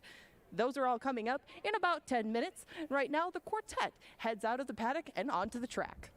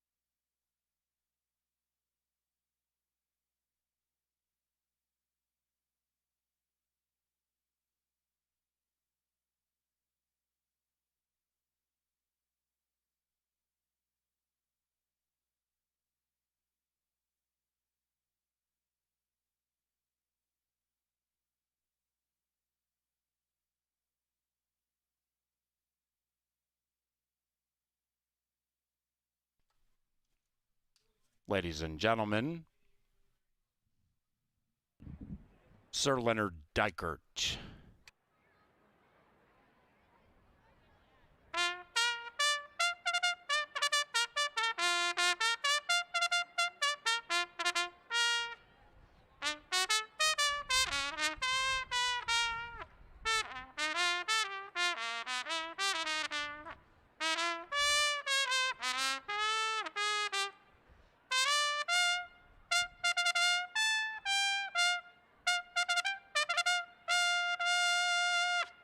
And here they are for the third at Canterbury Fast Main Track. Scratch numbers 2 and 4. A reminder, if number 3 on TV monitors now, Birdie Machine, if that one wins, $3 off Cutwater cocktails at the Cutwater Club on track level.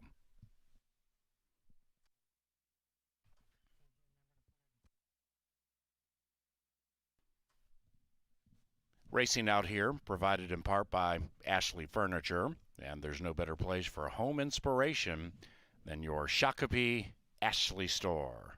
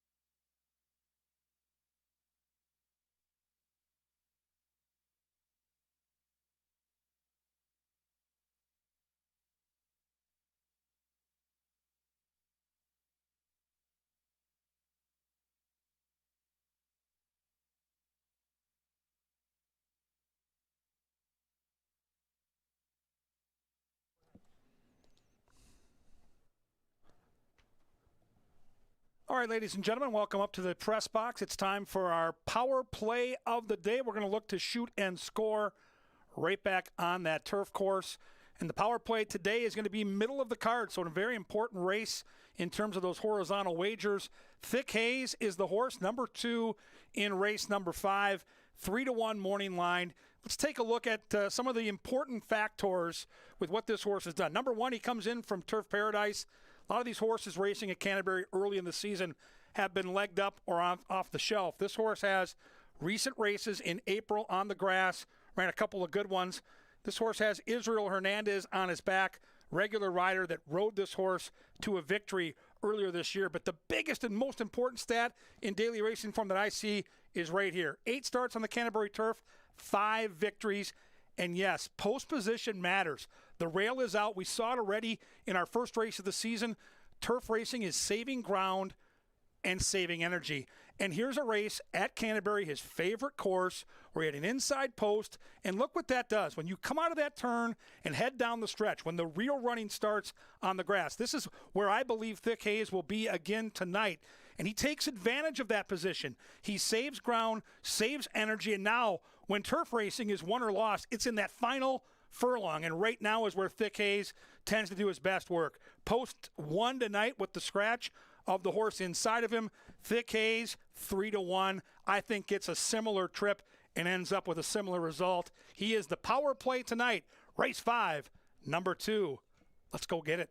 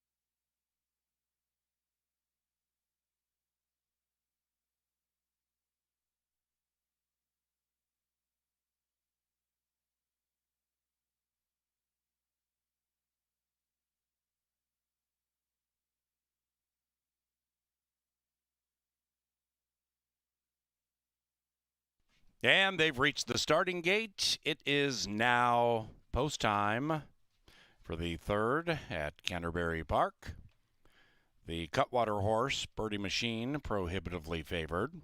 If that 3 wins, $3 off Cutwater Cocktails, level 1 by Bo Diddley's, with Senor Smiley serving. Opening day, CBY. And here they are. And they're racing to the outside. Halo's Laddie, the Nebraska shipper, at 6-1. Juicy for a quartet. Outbreaks the field, but that lead has been ceded. And now taking over is Birdie Machine, attempting to win 2 in a row. Joined by Ranger Gus, and they skirmish. 1 and 3, slug it out. 5, 6 lengths clear from Halo's Laddie. And after that, at the rear, advancing Grunder, not strictly the one to catch, but about 8 lengths from the lead. They're off the far turn, 1-3, 3-1. The favored Birdie Machine is to the outside of Ranger Gus, who still is pesky. However, Uloa has yet to ask Birdie Machine for run, and now begins to niggle at that favorite. The 1-9 favorite opens up by 3. Behind them, Grunder's running a nice one. Rider has the green helmet cover, and outside of that, an on-charging Halo's Laddie. Birdie Machine spreads the wings and flies away by 3. They surrounded this hot favorite, but Birdie Machine, this gelding, said no and prevails. 3-6-5 in race 3.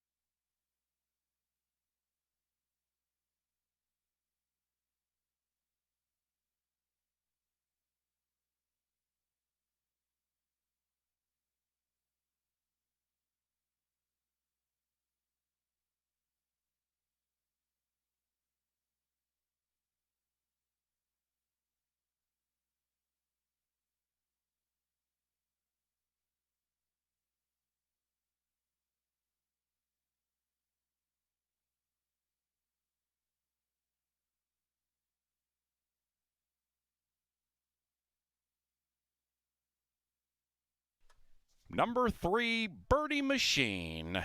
First, 112.38. And once it goes official, given it was number 3, $3 off Cutwater Cocktails at the Cutwater Club. That's level number 1, right across from Bo Diddley's. The numbers: 3651. Go on down to that Cutwater Cocktails, level number 1. Say hello to Senor Smiley and get $3 off Cutwater Cocktails the rest of the evening. On with that, Larry.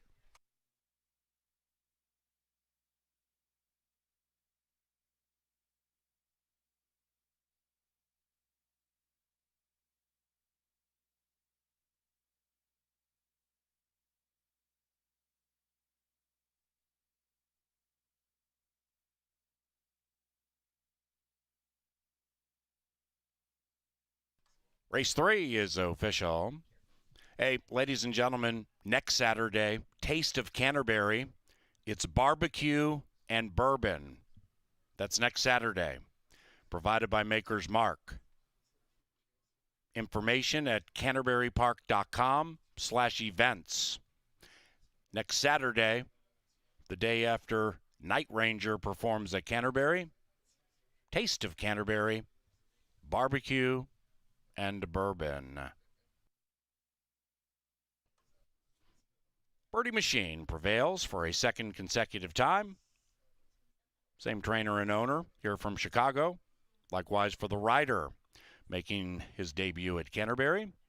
And winning race number 3, we welcome Carlos Ulloa, the winning jockey aboard Birdie Machine, owned by Mr. Lothenbach, our leading owner from last year, the prominent blue and red colors of Birdie Machine, and our leading trainer from last year, Joel Burnt, conditions Birdie Machine.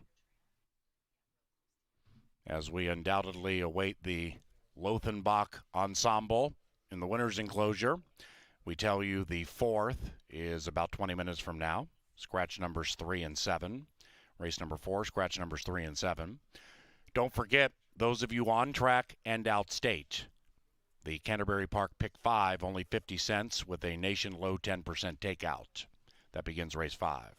In the winner's enclosure, here's Birdie Machine and Carlos Ulloa.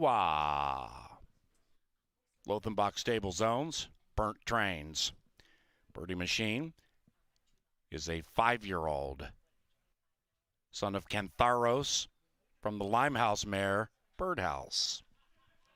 Bred in the great state of Minnesota by Mr. Scott Pierce.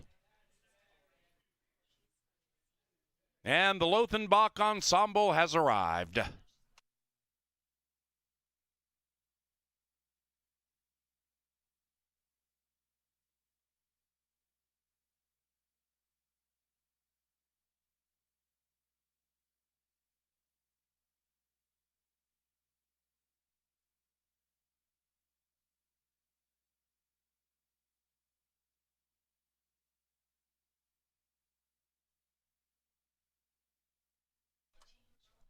Canterbury's 4th, provided by Maker's Mark, including Jim Beam Bourbon. Elegant, smooth, refined.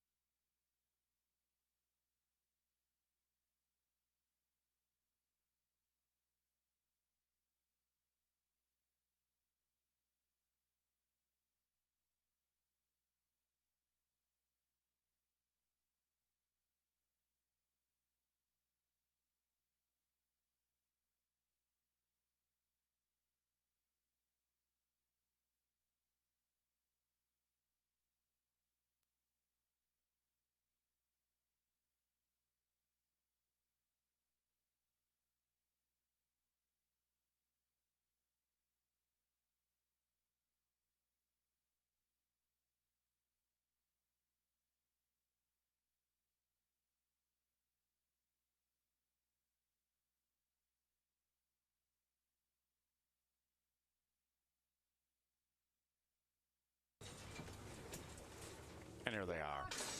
And they're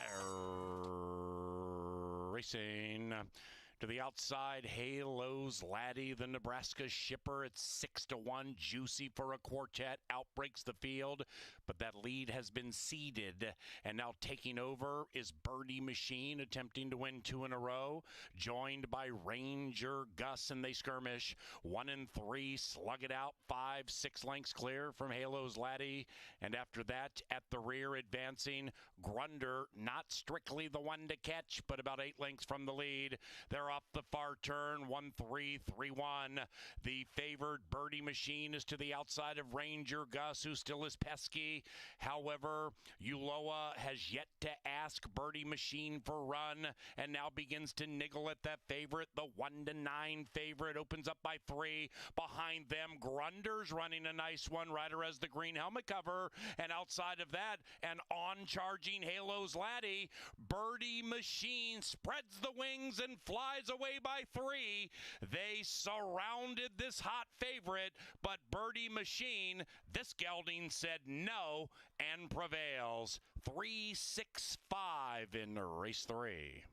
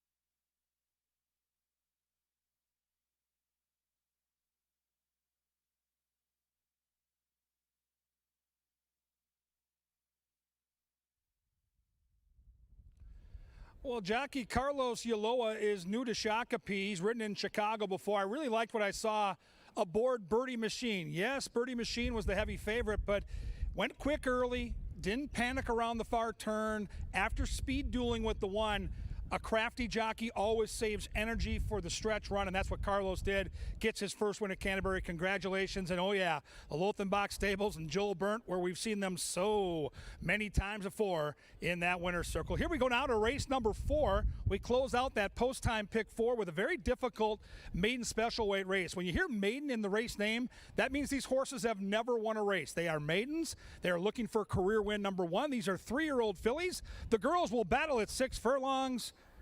And here they are. Number 1 is a cool name. It's Russian to the Wire. Lindy Wade gets the call here for Valerie Lund. Had a prep race down at difficult Oaklawn Park. They run for big money down there. Gets second-time Lasix. And in those couple of starts we saw last summer at Canterbury, she flashed some serious talent. She looks good out here in the walking ring, very composed. Again, a lot of these horses don't have a lot of starts under their belt, so you want to watch their energy, how they're behaving in front of the big crowd here on opening night. I think Russian to the Wire looks the part. She's 7-2 from a trainer we trust. My pick in the race is right in front of me right now. This is Miss Mac, and I loved what she did in her debut. She took a bunch of money, she had a bunch of trouble, and she kept on trying. Last year she was a 2-year-old. It was a learning experience, and this looks like a horse that's going to flash a lot of speed. I like the workout pattern. She wintered down in Florida with her trainer Tim Padilla, and Pete Matson, her owner, who we got to meet a little earlier after that stakes race, really likes his horse. So we'll see if Miss Mac can bounce out of that gate in lickety-split fashion and take them all the way. Number 4 is Allotrope. Constantino Roman gets the call for Joel Burnt. One of our top trainers looks to go back-to-back. Couple of starts in Chicago. I loved the debut. Ran third on debut at near 7-1. Last time out, did not have a great race, but gets first-time Lasix. It's Joel Burnt, and you get a fair price as well at 7-2. Number 5 is Ms. Callie. Ms. Callie for Miguel Angel Silva. Ran a sneaky good fourth down in Texas last time. Second time off the layoff. And if you go back a couple of starts to that race in January, that 51 Beyer speed figure she earned would be one of the best in the field. 6 is Beverly Dreaming, new jockey to Canterbury. Welcome to Derby Glass. Derby Glass gets aboard in those red, white, and blue silks. She rode out in New York. She's been injured. She's back on the beam now. We'll be cheering for her. She adds to that talented jockey pool we have downstairs. 11-1 on Beverly Dreaming. Number 8, 6-1. Paul Allen loves this horse. This is highly creative. Carlo Lopez gets the call for Wade Rarick. Good looking gray. Boy, do I love a gray horse. Good energy here, ears up, good muscle, some dappling on those hindquarters. Gorgeous looking gray. Paul Allen's tout, looking good. Highly creative is 5-1, and she gets my best turned out in the paddock. Boy, she makes quite the impression. Gorgeous looking horse.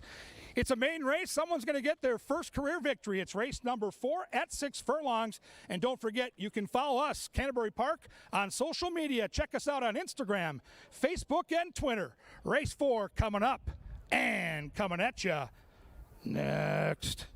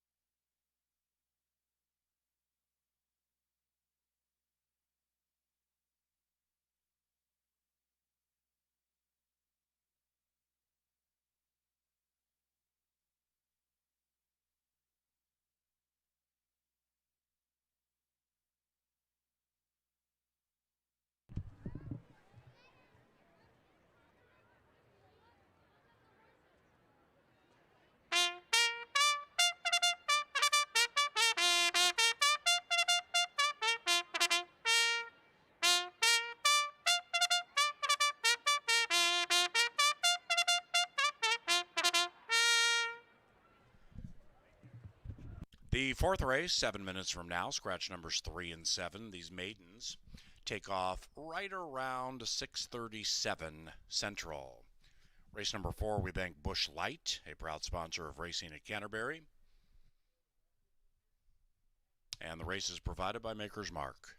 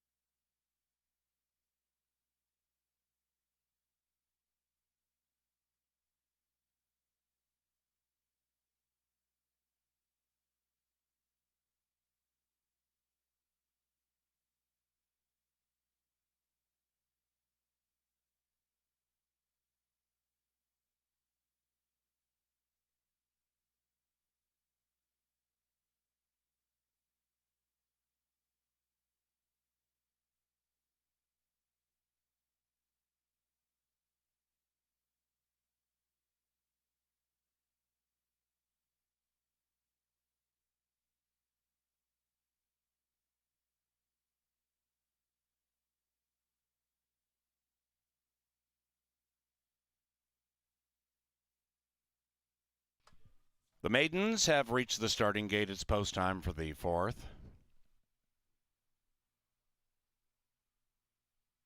Miss Mac is 2-1 in favored as they move in.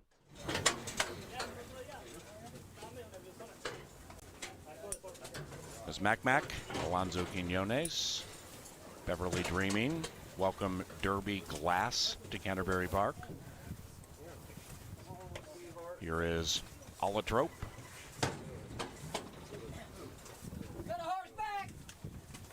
Highly Creative. Good luck here with the 4th. They're racing and they've broken a line. On the far outside, the Gray Horse Highly Creative rallied out of the gate but has been overtaken by Miss Mac, and Miss Mac is right up on the lead with Allotrope, liking the science of it all in the early equation. Russian to the wire is rushing up on the inside, overtaken now by Highly Creative. Then we come back to Ms. Callie, about 7 out of it.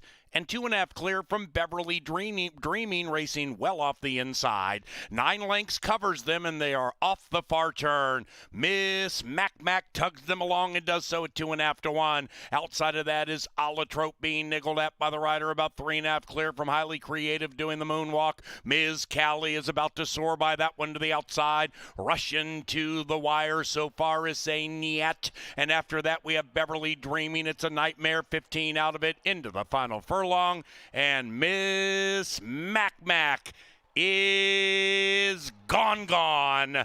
Miss Mac and Alonzo Quinones. Let's put a Q around race 4 at 2.5 to 1. It's 2.54 in race 4.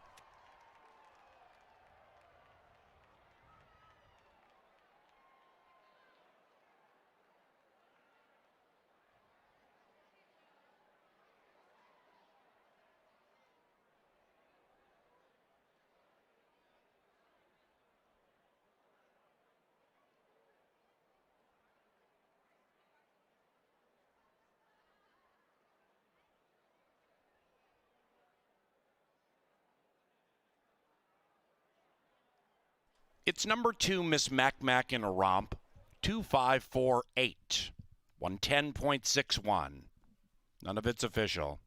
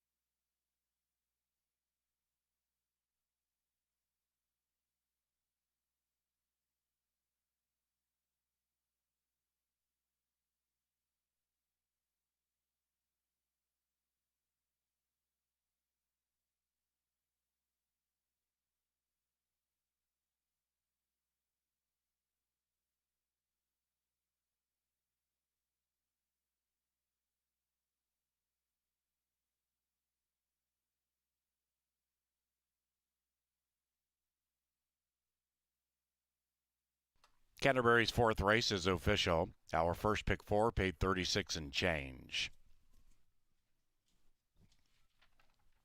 On to the 5th race and back to a firm turf course.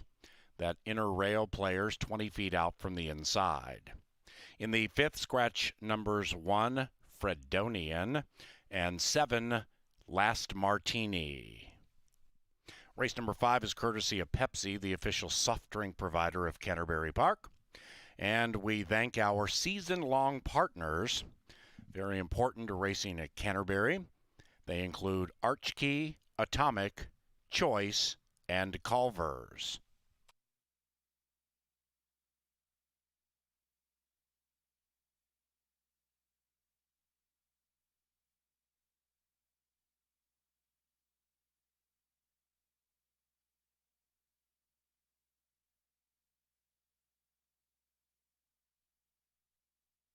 And the winner of the Saintly Roar purse is Miss Mac and Alonzo Quinones.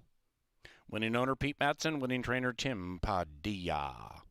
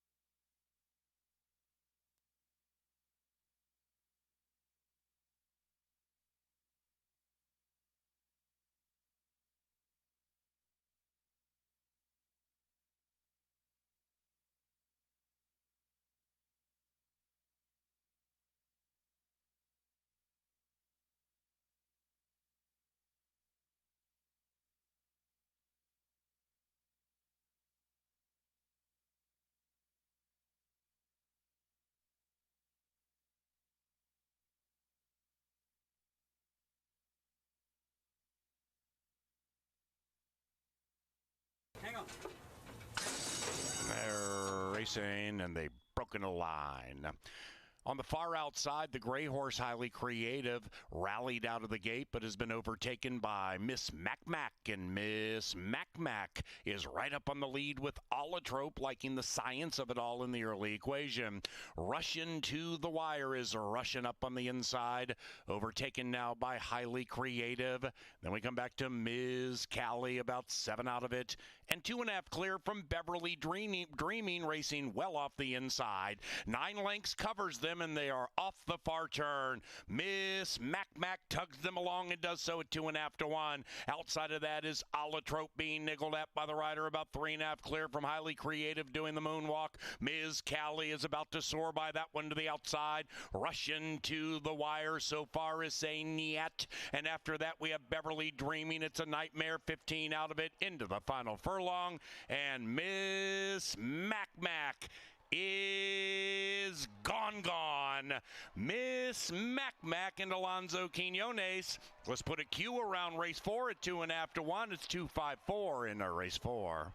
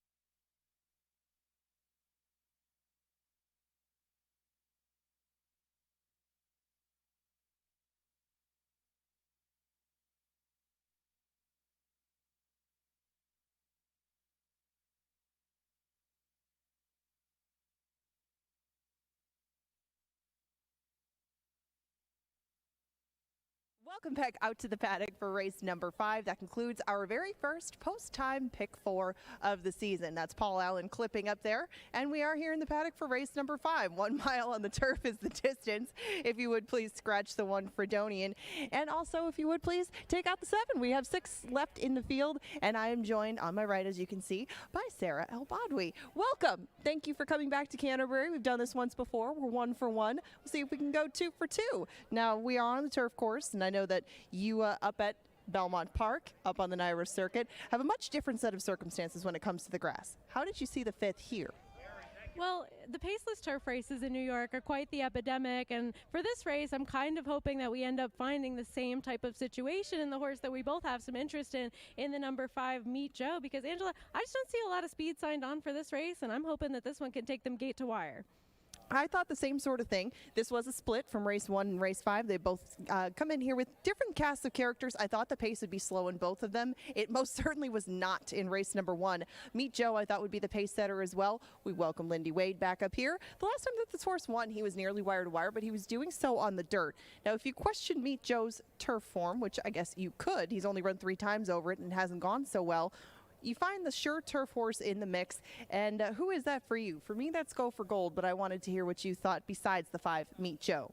I would say that pretty much everybody else in this field has significantly more turf form, except for one of our scratched horses, the number 1 Fredonian. But I think you can't be too dismissive of a horse like Thick Hayes, who had a significant win streak going back to last year, coming into Canterbury Park. For me, the only thing with him is just wondering if he's coming in on the same kind of form that we saw him fresh off the bench from last year, as he has been running through the winter over at Turf Paradise. If you want to play against, I feel like this might be the spot to do so, where he might not get to sit too far off the pace, but that pace doesn't look it's going to be very quick. Fair enough. Well, I mean, we have 4 to 1, and we have 4 to 1 on my top 2 selections in here. You get even money on Thick Hayes. If you look for an upsetter in this spot, I know there's not a ton to pick from anymore, but of the longer shots of the group, who do you give the best chance to? I mean, looking to try to find some true value. The options are fairly limited, but I would look maybe towards the outside with the number 8 Cybertruck over a horse like your number 3 Club Mesquite, who I felt would float up a little bit from that morning line. This one should sit a similar type of stalking trip as many others are likely to sit in here, and maybe could get first run on a horse like Meet Joe if he's not able to carry the speed over this distance. All right, this does start off that 50-cent late pick 5. That is the lowest takeout in the universe, 10% on that wager. It does kick off in about 10 minutes. Remember, scratch the 1 and the 7. Your other wagering options besides that pick 5 are pick 3s, doubles, exactas tries, 10-cent supers. They go to post right now. That's the board of selections. A lot of different opinions in this one, but the 5 for me, Meet Joe. They will hit the turf course in less than 10 minutes now. Get in those pick 5s quickly.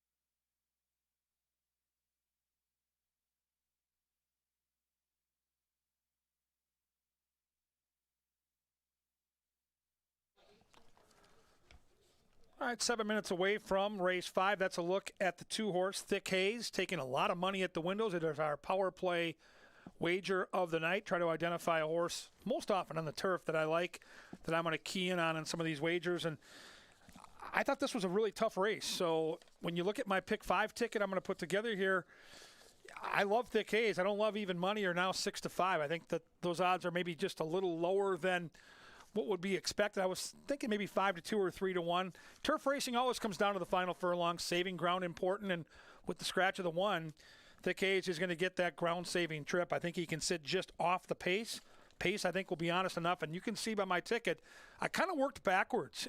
Charlie's Penny, the 10-horse in the last race in that really cool stakes race, she's going to be favored. She's going to be really tough to beat. I thought I'd single her and try to find some prices on the front end. So you can see in this race, I used 2, 3, 5, and 6. I'm a little surprised with the price on the 3, Club Mesquite. I think this horse has a big shot. Bruce Meyer, the Oracle, has this horse on top. I think 8-1's way too big a price on the 3. So if you're putting together exactas, tries, and superfectas, I would mix that horse in. 2, 3, 5, and 6 in the first leg. Then we move on to the second leg. I'm going to have 3 horses in that leg. 1, 3, and 8 are my horses. I fancy the 8, Astronaut Oscar, with that speed on the outside. No question, though, Boat Song, the 3 is going to be tough to beat. Leg 3 is race 7. I use the 6, the 7, and the 9. Jewel Azul and Elegance and Tonic, the 6 and 7, I think are going to be the 2 most fancied horses at the windows, but do not sleep on Zeke Laura on the outside. Zeke brought in a bunch of prices last year. That 9 could be very live. I only used 2 horses in the penultimate race here on opening night. The 2 Silver Dash, who's in great form and loves this racetrack.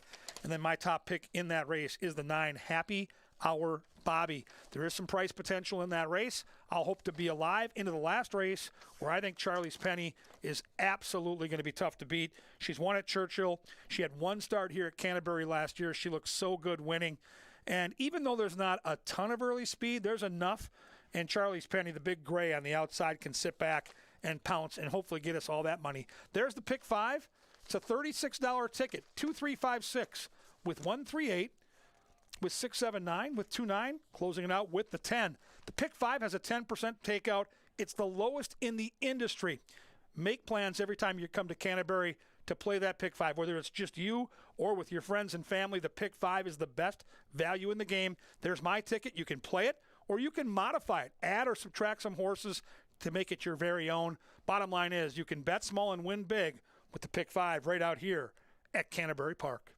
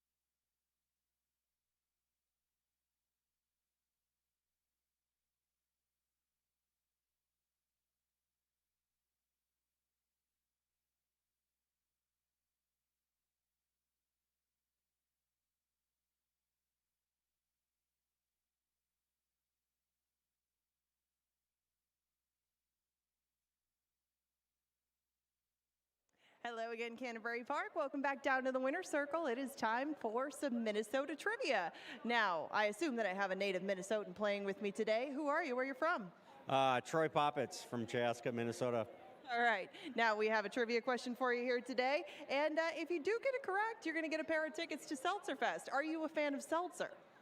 My wife is.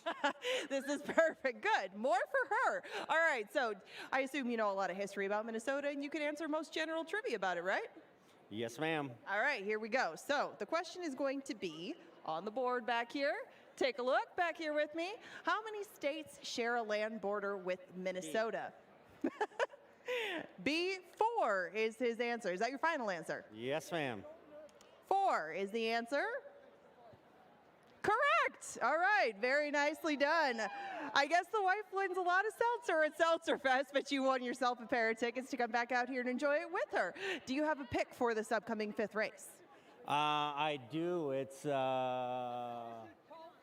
number 3. All right. He's a winner now. Hopefully you're a winner again, and congratulations. We'll see you at Seltzer Fest. Thank you. Have a great night.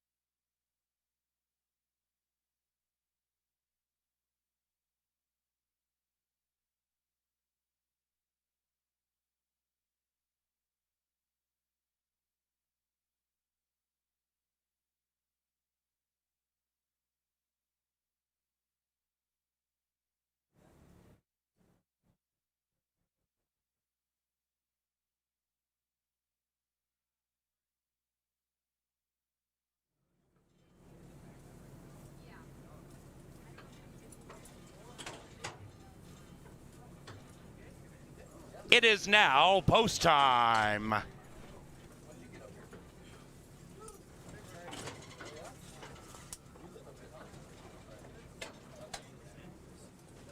Into the gate they go for the 5th, beginning the Canterbury Park Pick 5. And the last one in is Cybertruck. Turf time at CBY. And they're racing, and they've broken a line. Nobody really keen to get on with it yet. So on the inside, Thick Hayes, the Minnesotan, looked for the lead, but has been overtaken by Meet Joe. And at 5-1, Meet Joe meets the lead and opens up by a length and a half. 3 of them in tightly around the corner. 2, 3, and 8 in tightly, no significant trouble. But while that was happening, Meet Joe was able to skirt away by 3. After that, we have Gopher Gold, 5th, about 7 lengths out of it. 3.5 lengths clear from King Nate. And King Nate whips them in and is only 7 lengths from the lead, but Meet Joe has found a lonely lead. Up the barn side they go, opening night at Canterbury Park. Meet Joe now has company in the shape of Thick Hayes, and Thick Hayes trying to put the others in a daze, about 2.5 lengths clear from Club Mesquite. That one is 2.5 lengths clear from Cybertruck, who is covering up Gopher Gold, 5 lengths out of it, and up top 5 and 2 slug it out. They're throwing haymakers. Thick Hayes at 8-5 takes the lead around about the quarter pole, and Thick Hayes is running away from Meet Joe. After that, we have Cybertruck, and that one's to the outside of Club Mystique. Then on the wide side, King Nate is coming on in royal fashion. Here's King Nate cutting the lead from a half to a neck to a nose, and there he goes. It is King Nate rolling over the field at 12-1. King Nate with style points.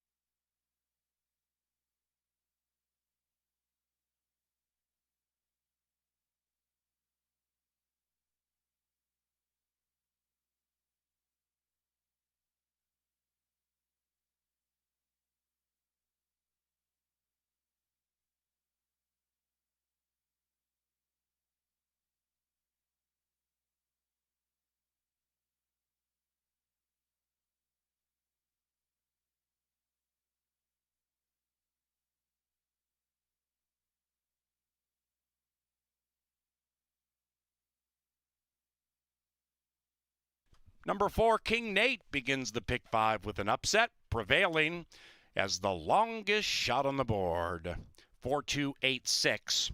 And there were 2 claims in race number 5. 2 of them were purchased and are shifting barns.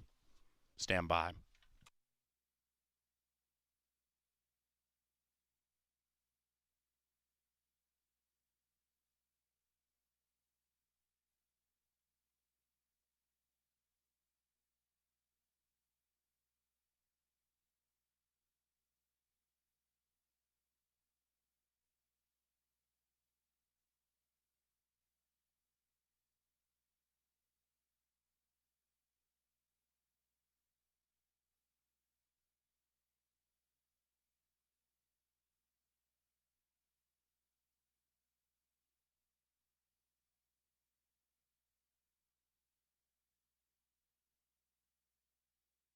Couple of claims from race number 5.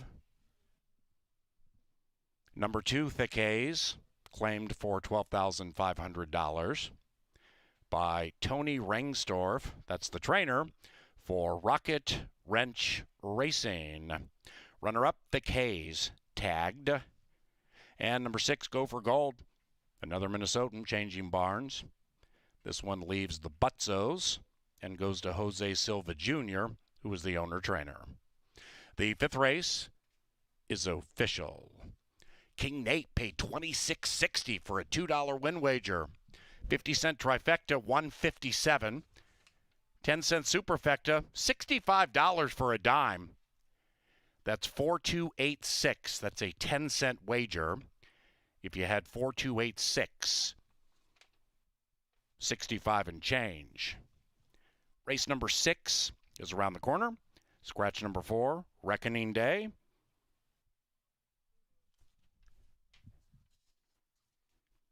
And race 6 is courtesy of Quick Trip and QuickTrip.com. They provide the patented 3rd of July fireworks spectacular. Also, season-long partners, thank you. They include Dick Sanitation, Gallagher, and Greystone.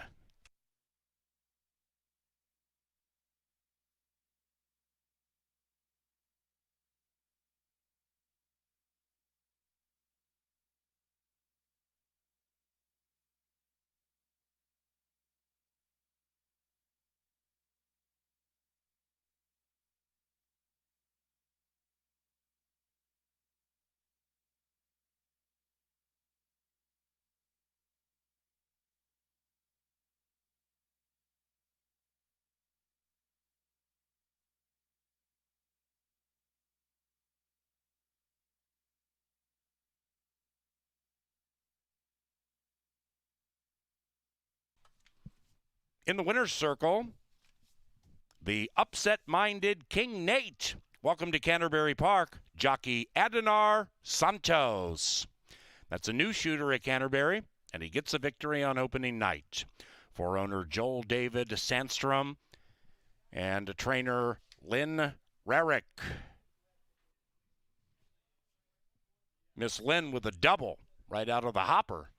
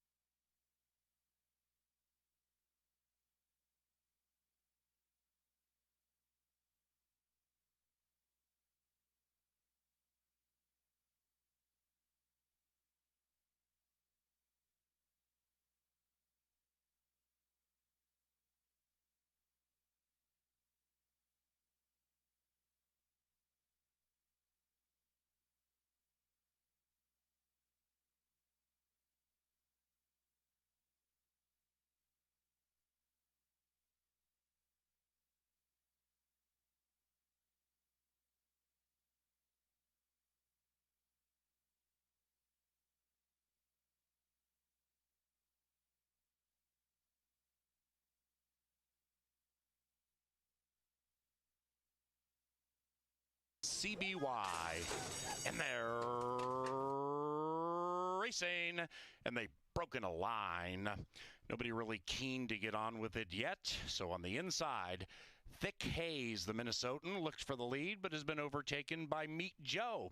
And at 5-1, Meet Joe meets the lead and opens up by a length and a half. Three of them in tightly around the corner. 2, 3, and 8 in tightly, no significant trouble. But while that was happening, Meet Joe was able to skirt away by 3. After that, we have Gopher Gold, fifth, about 7 lengths out of it. 3.5 lengths clear from King Nate. And King Nate whips them in and is only 7 lengths from the lead, but Meet Joe has found a lonely lead. Up the barn side they go, opening night at Canterbury Park. Meet Joe now has company in the shape of Thick Hayes, and Thick Hayes trying to put the others in a daze, about 2.5 lengths clear from Club Mesquite. That one is 2.5 lengths clear from Cybertruck, who is covering up Gopher Gold, 5 lengths out of it, and up top 5 and 2 slug it out. They're throwing haymakers. Thick Hayes at 8-5 takes the lead around about the quarter pole, and Thick Hayes is running away from Meet Joe. After that, we have Cybertruck, and that one's to the outside of Club Mystique. Then on the wide side, King Nate is coming on in royal fashion. Here's King Nate cutting the lead from a half to a neck to a nose, and there he goes. It is King Nate rolling over the field at 12-1. King Nate with style points.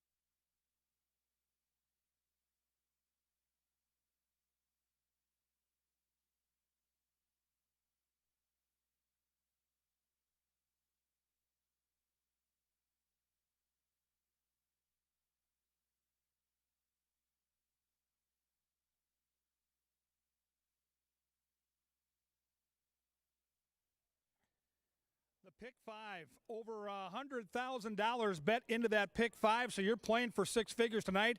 And if you had King Nate to start out that pick 5 sequence, you're looking to take a big portion of that pool. Congrats if you had it.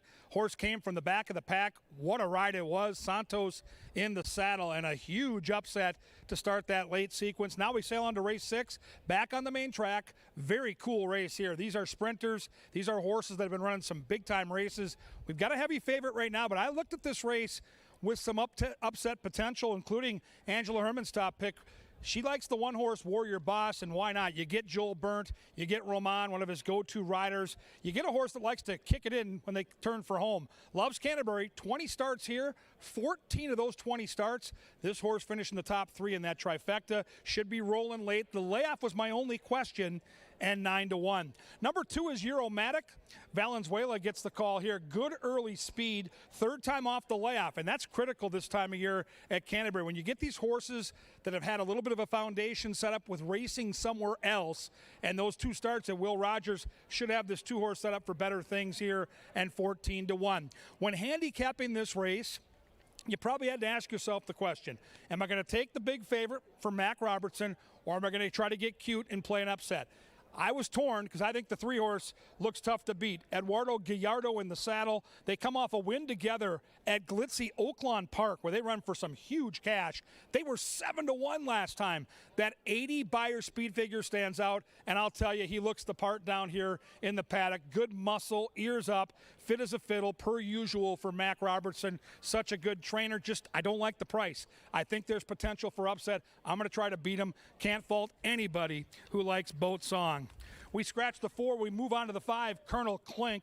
Lindy Wade gets the call here. Another horse in from Oaklawn. And like Angela's 1, another horse that has big-time late closing kick. Not quick early, but does tend to really finish the race strong. Keep that in mind for some of your exotic wagers. 6 is Schmooze with Miss Murray. Bruce Reekin, the conditioner. This horse cuts back after a good route try last time, but I think this horse is more comfortable sprinting, so I think that switch back to 6 furlongs probably going to help this horse a little bit. Makes a nice impression down here in the paddock for Brucey. Schmooze, an interesting horse with a cool name, and 8-1. Number 7 is Lucky McCoy, Zeke Laura. He knows how to show speed. The question I had here is this is a non-winner of 2 lifetime horse where a lot of horses in here have 6, 7, 8 wins. This horse only has 1 career win, so certainly tested for class, and you're going to get a price with a good long shot jockey, and that price is 12-1. My pick in the race is the outside horse. I'm going to try Astronaut Oscar for my good friend Pete Madsen, my guy Chad Lindsay in the saddle. Good to see him just a few minutes ago. Outside post, attacking speed, and a horse that just loves Canterbury. 6 of his 9 career wins right here in Shakopee. Now, he'll have to run his absolute best to beat that Mac Robertson horse, but I think he's got that run in him. I like the early speed, and I love the post for David Van Winkle's Astronaut Oscar. I'll try the 8 at near 5-1. Really good looking sprint here. Who do you like? We just saw a 12-1 win. There's gold in them there hills, as PA likes to say. Race 6 furlongs. Don't forget, if you're having a good time tonight, bring your group out to Canterbury. Group sales at CanterburyPark.com. We've got all kinds of spots, indoors, outdoors, cabanas, bars, work, family, whatever you got. Bring your groups to Canterbury. Check us out at CanterburyPark.com. Race 6 coming up and coming at you next.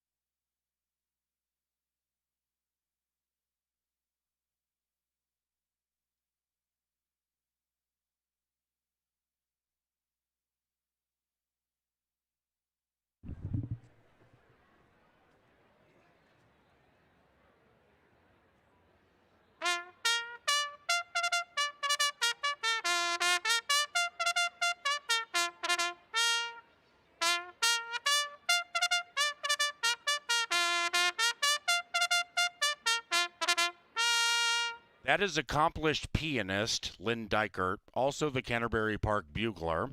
and he brings them onto the track for race number 6, scratch 4, Reckoning Day. This begins the final pick 4 tonight at Canterbury. It's a 50-cent wager. Identify the winners of the final 4 races using as many or as few horses in each race for this 50-cent wager, and hit the pick 4. Canterbury would like to wish a happy 30th birthday to Matthew Magnuson.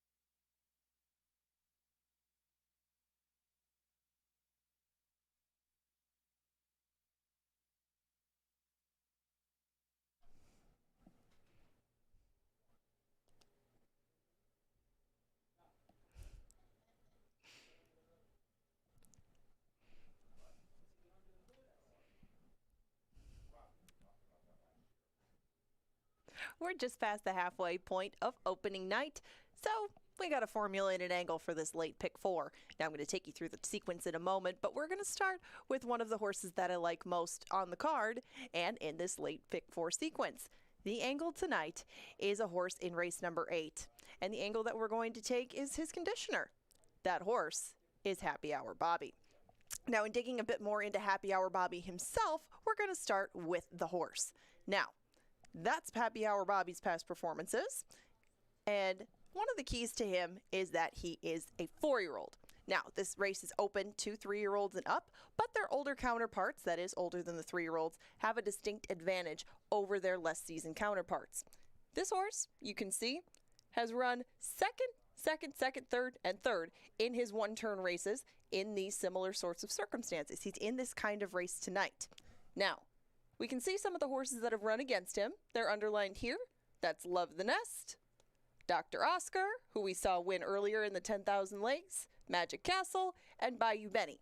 All of these horses would take a lot of money in this field, and they've all beaten Happy Hour Bobby, but not by a whole bunch. Now, the angle with Happy Hour Bobby that we're going to take tonight is his trainer, Mac Robertson. Now, that's no slight to Bernal Roan. That's just the fact that this horse is in a camp that does something very well that they're going to be doing with Happy Hour Bobby. Now, what is that? That would be Robbie. Okay.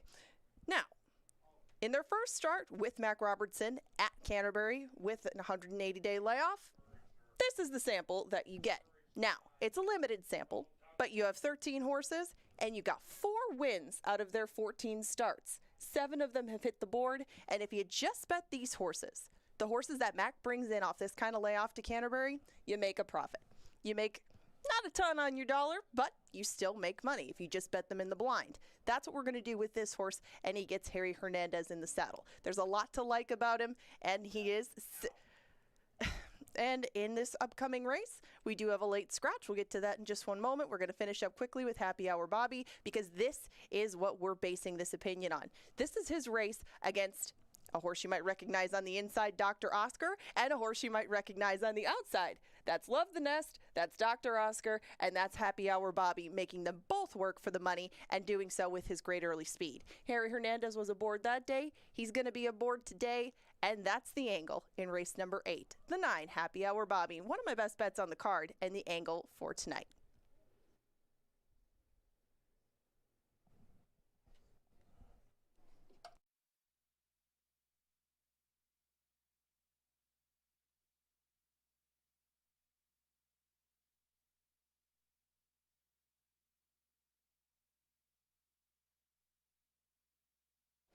That change is in this upcoming 6th race. Please scratch number 7, Lucky McCoy. Please scratch number 7, Lucky McCoy, in this upcoming 6th race. And please adjust all wagers accordingly. You will have a slight amount more than 1 minute to bet the 6th. Please readjust all wagers involving number 7, Lucky McCoy, a late scratch.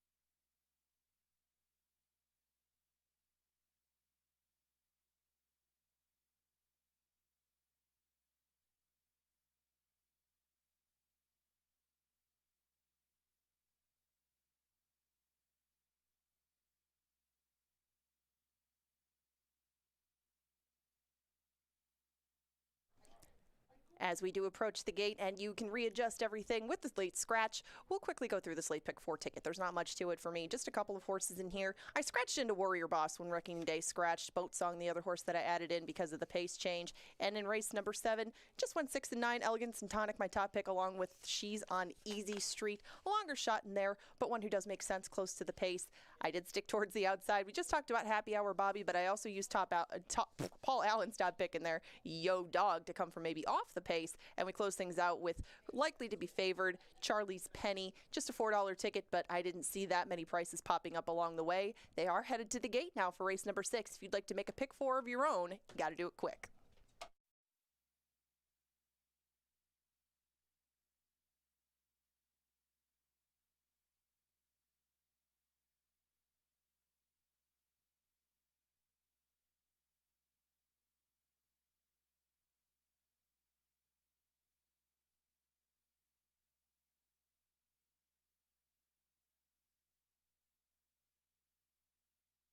They've reached the gate. It is now post time for race 6, opening day at Canterbury Park.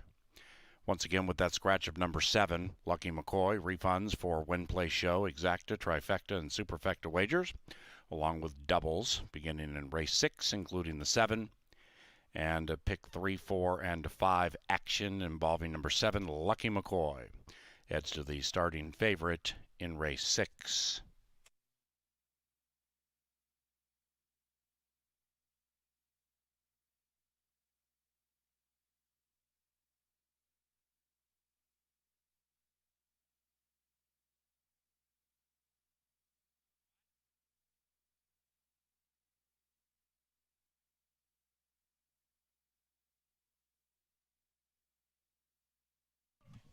Boat Song favored as they move in.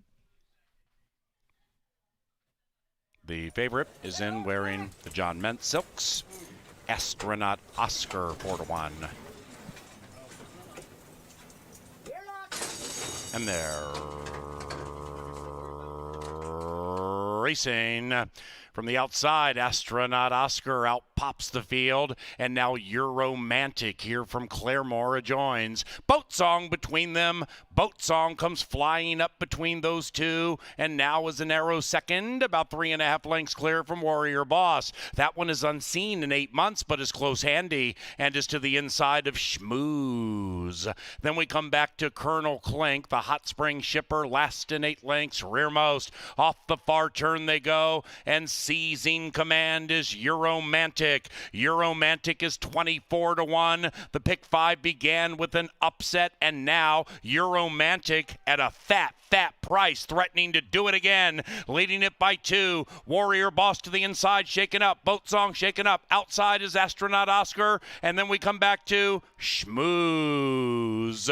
Into the final furlong, Euromantic looking to get cozy with the winner circle. Euromantic, Warrior Boss, Resurgent, but Euromantic, the longest shot on the board, has blown the tote board to Bemidji.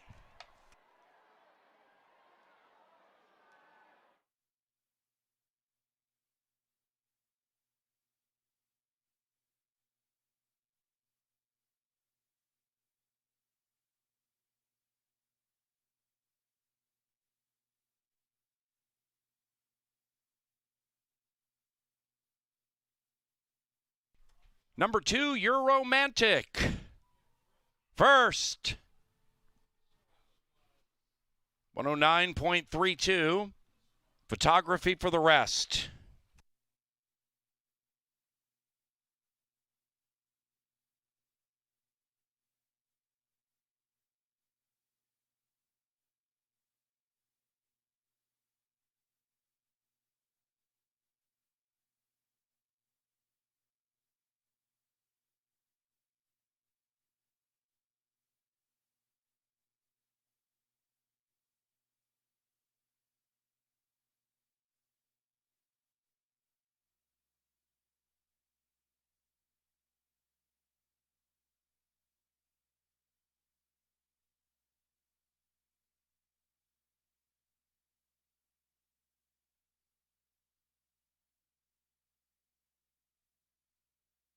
The numbers.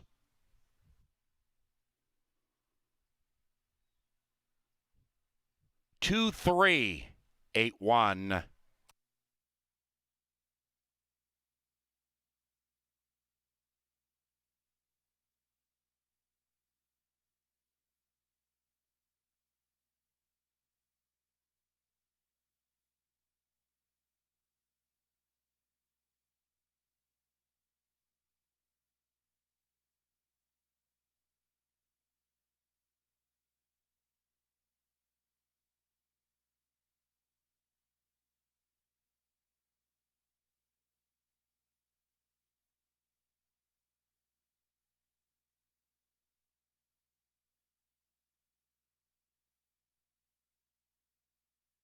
The upset is official.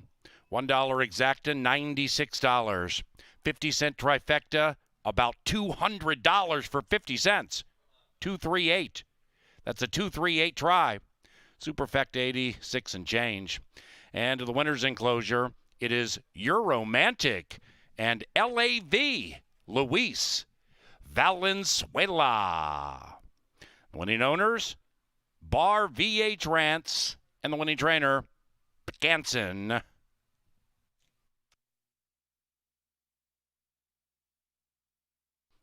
The 7th, courtesy of the lottery.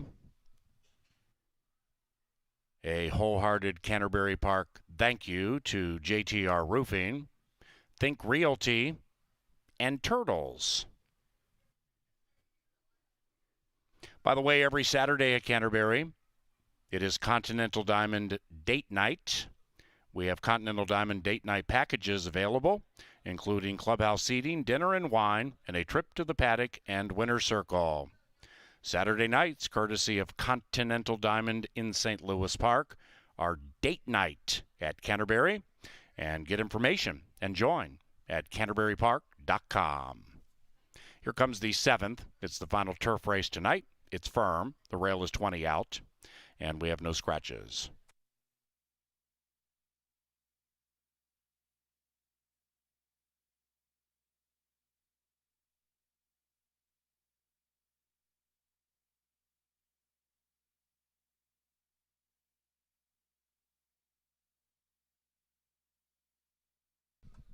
Attention players, the rail is 30 feet out on the CBY turf course.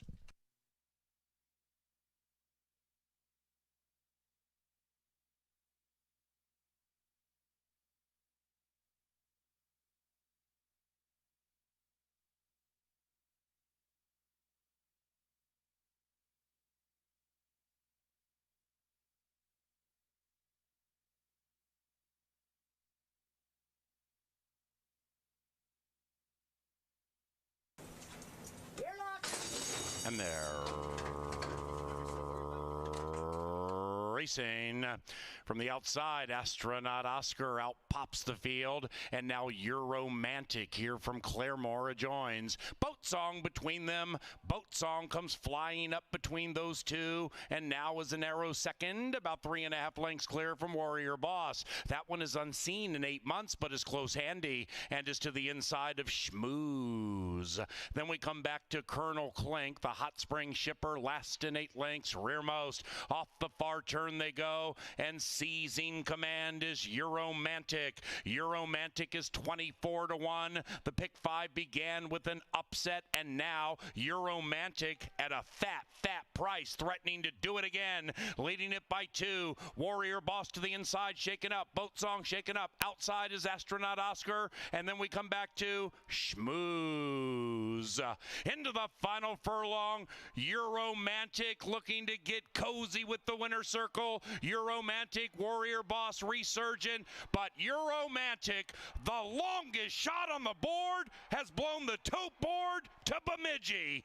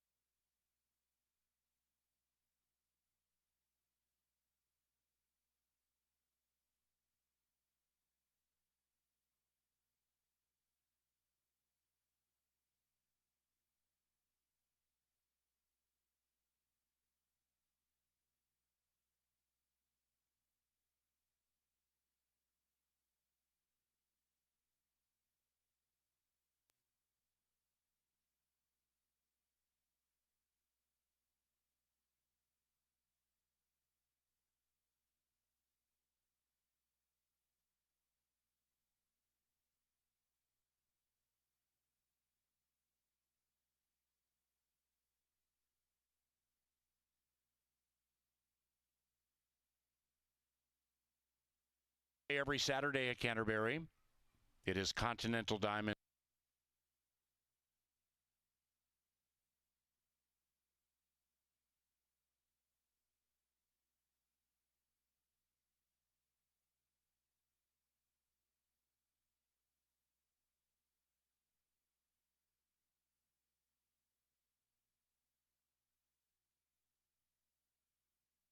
Winning owners, Bar VH Rants.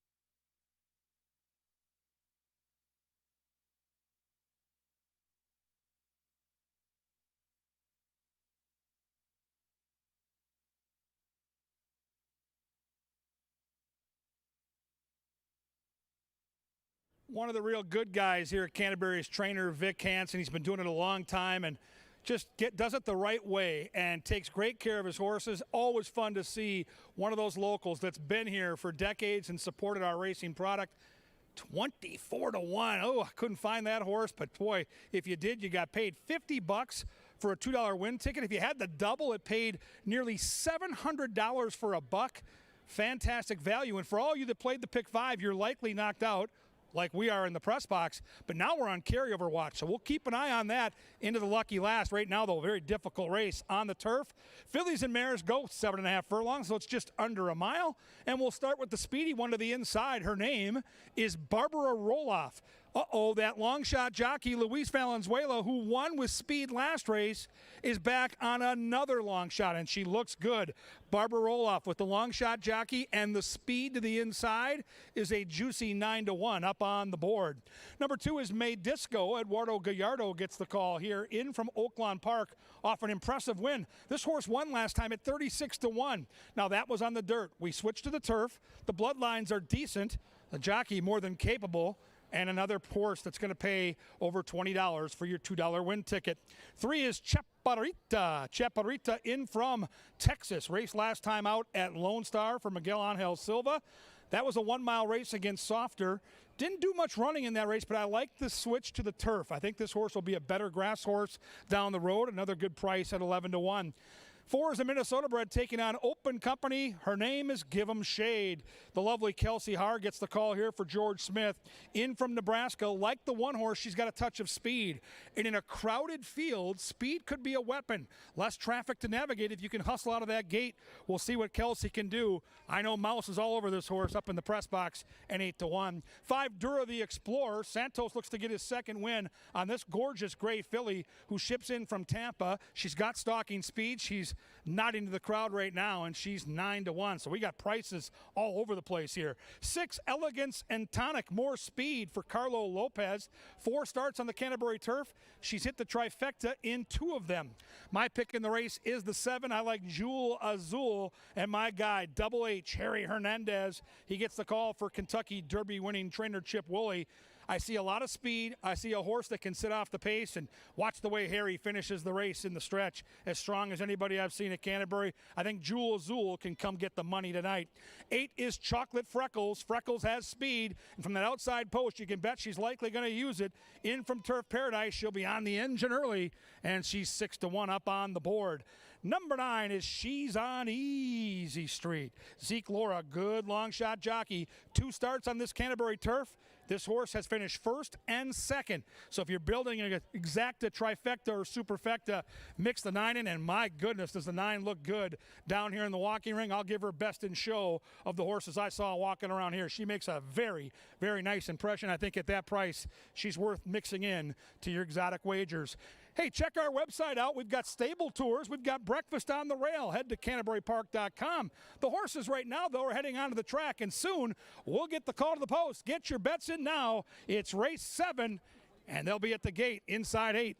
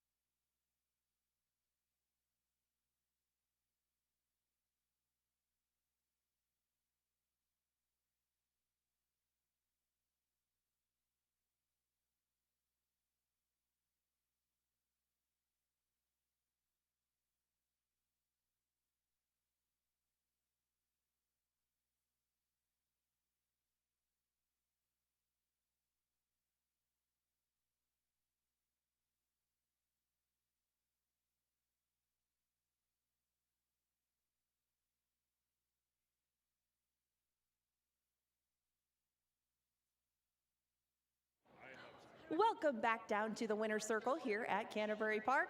It's race 7, so that means that it is time for the Minnesota State Lottery Play of the Day. You see a lot of contestants in the winner's circle with me. They've been given numbers 1 through 9, and pretty simple. They all get to root for their individual horses, and if they come home victorious, they get $100 in lottery scratch tickets and a swag bag from the Minnesota State Lottery. Not all hope is lost if you finish second or third, though. You will walk away with a Canterbury swag bag, and it's time to meet you fine folks. We have 9 here today. I don't need any personal information, just your name and where you're from so we know who to root for. Who has the 1? I'm Will from St. Louis Park. Okay, the name is Barbara Roloff. I know it doesn't exactly go off the tongue, but that's who you're rooting for here. Now, who is representing May Disco, number 2? Amanda, Mankato, Minnesota. Mankato, stand up. Okay, good luck with May Disco. Now, Chaparita, number 3 is represented by who? Ambry from Mankato. Yes, they are competing. These lovely ladies are competing with 2 of the longer shots on the board, and that's been working lately. Now, number 4, Give 'em Shade. Who is playing with her? I'm Robbie. I'm from Oakdale. I'm sorry, not as many people here from Oakdale tonight. I apologize. We'll get them out here soon. Now, the 5, Dora the Explorer. You were very excited to have Dora the Explorer. Who are you? Soy Eddie from Shakopee. Eddie from Shakopee. I'm sure you have quite the rooting section for Dora the Explorer. Now, the 6, Elegance and Tonic. A lot of us like her. You're rooting for her. Who are you? David from Waconia. I like your shots, David from Waconia, but unfortunately, I don't think you have a bunch of Waconianites with you. I'll root for you. Now, number 7, Jewel Azul, your current 5-2 favorite. Who are you? Brady from Waconia. Okay, more Waconia. I'm sorry, you two might have to root for each other. You've got a couple of favorites on the board. Good luck. All right, number 8, Chocolate Freckles. Who are you? Where are you from? Isaac, also from Waconia. Damn, okay. Well, you guys might hope for a triple dead heat. It doesn't happen very often, but good luck.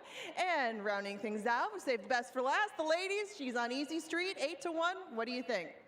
Amber, also from Waconia. She's one of my long shots that I like in here. She's on Easy Street, just saying, you got a good shot. Now, all 9 of you get to watch this right down here in the winner's circle. That could be your chance too if you ever wanted to.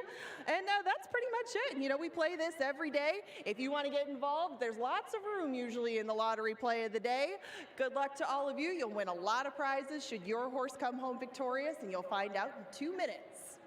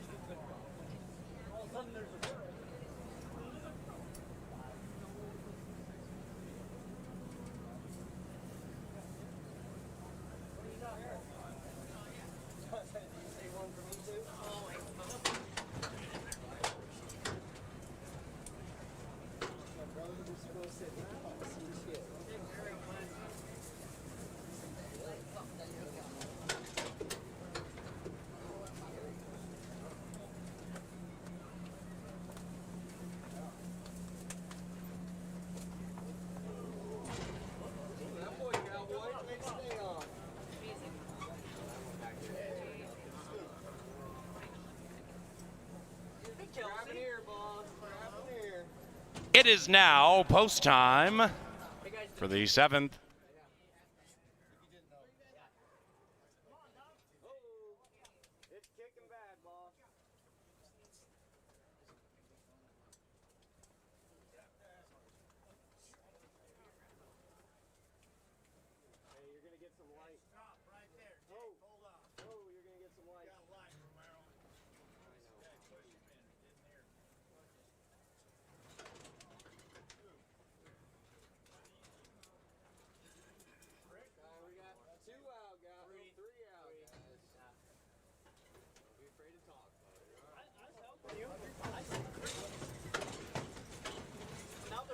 One out.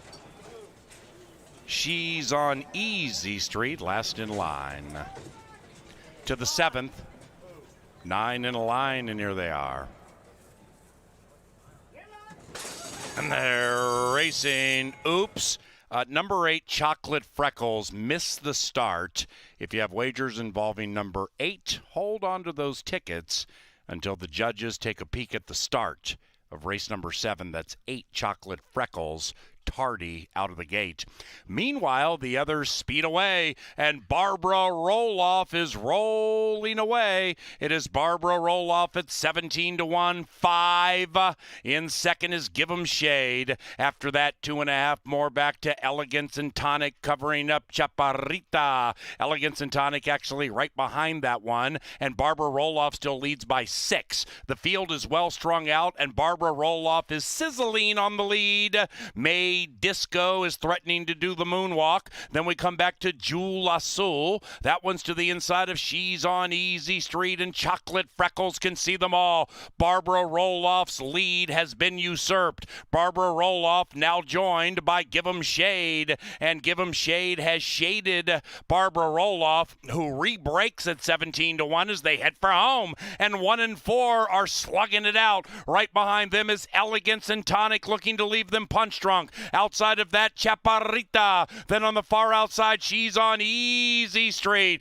Here comes Elegance and Tonic, seizing command. Outside, She's on Easy Street, but Elegance and Tonic, intoxicatingly good.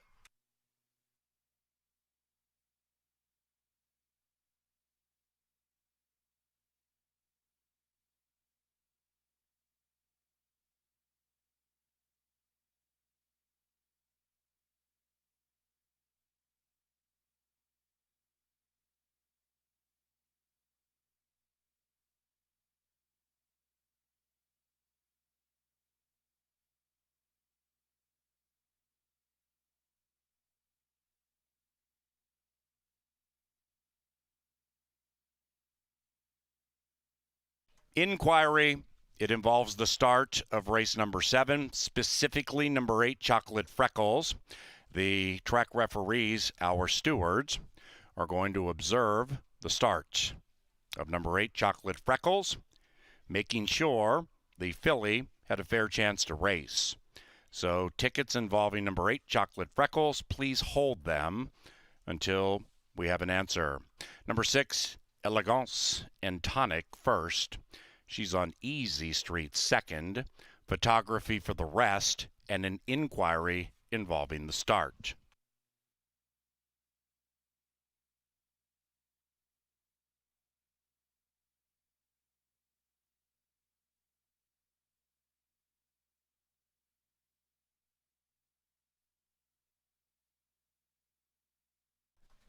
Now the stewards are taking a look at the start of number 8, Chocolate Freckles, determining whether the gate opened in harmony with the rest of the field, and also the role of the assistant starter to determine why Chocolate Freckles started so tardily.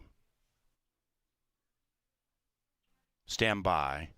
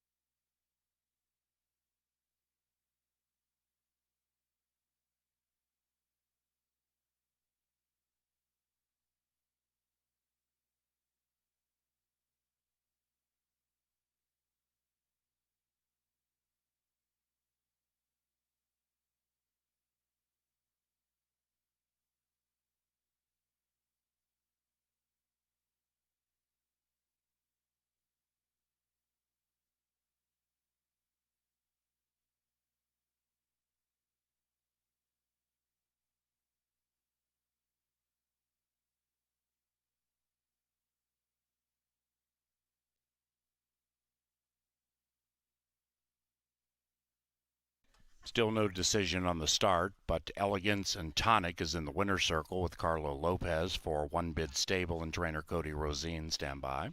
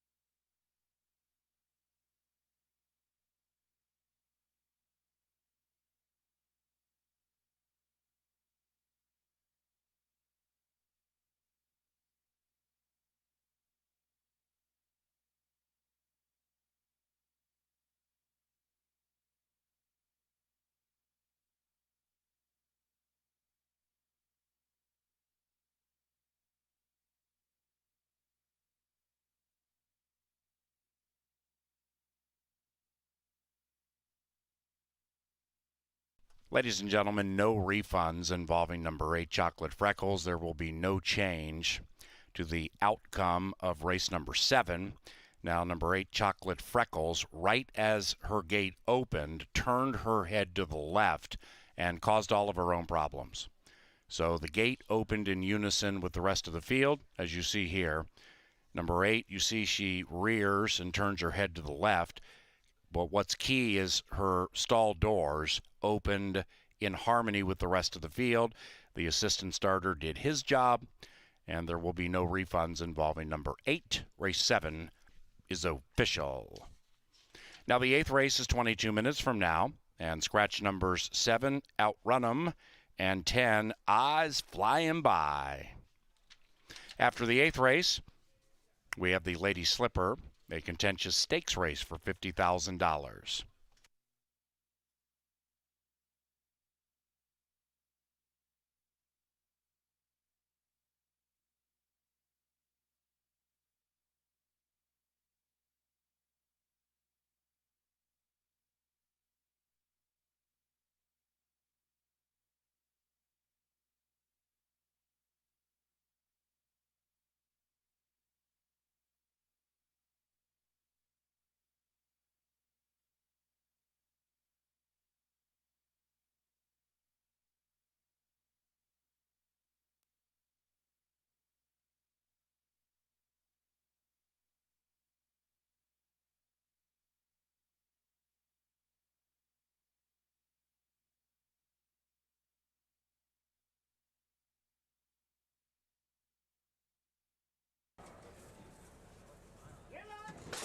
And they're racing. Oops.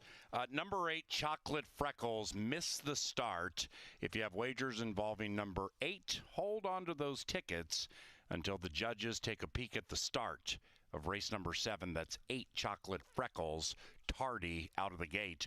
Meanwhile, the others speed away, and Barbara Roloff is rolling away. It is Barbara Roloff at 17-1, 5. In second is Give 'em Shade. After that, 2.5 more back to Elegance and Tonic, covering up Chaparrita. Elegance and Tonic actually right behind that one, and Barbara Roloff still leads by 6. The field is well strung out, and Barbara Roloff is sizzling on the lead. May Disco is threatening to do the moonwalk. Then we come back to Jewel Azul. That one's to the inside of She's on Easy Street, and Chocolate Freckles can see them all.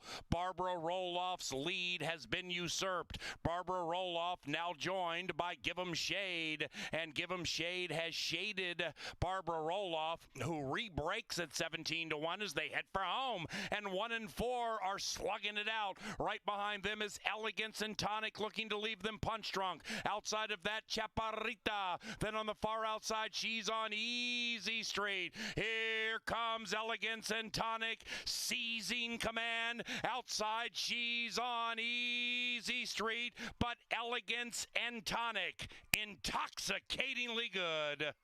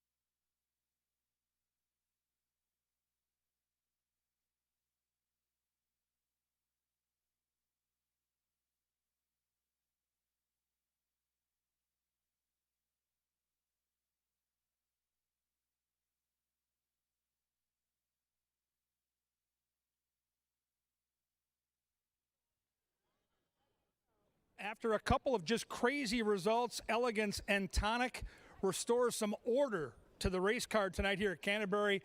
Pick 5 goes long shot, and then one of the favorites scores. Very good trip on the turf, too. Sat off the pace and pounced when they came down the lane. This was the best betting race on the card. Paul Allen and I talked about this a couple hours ago in our pre-race show down here in the paddock.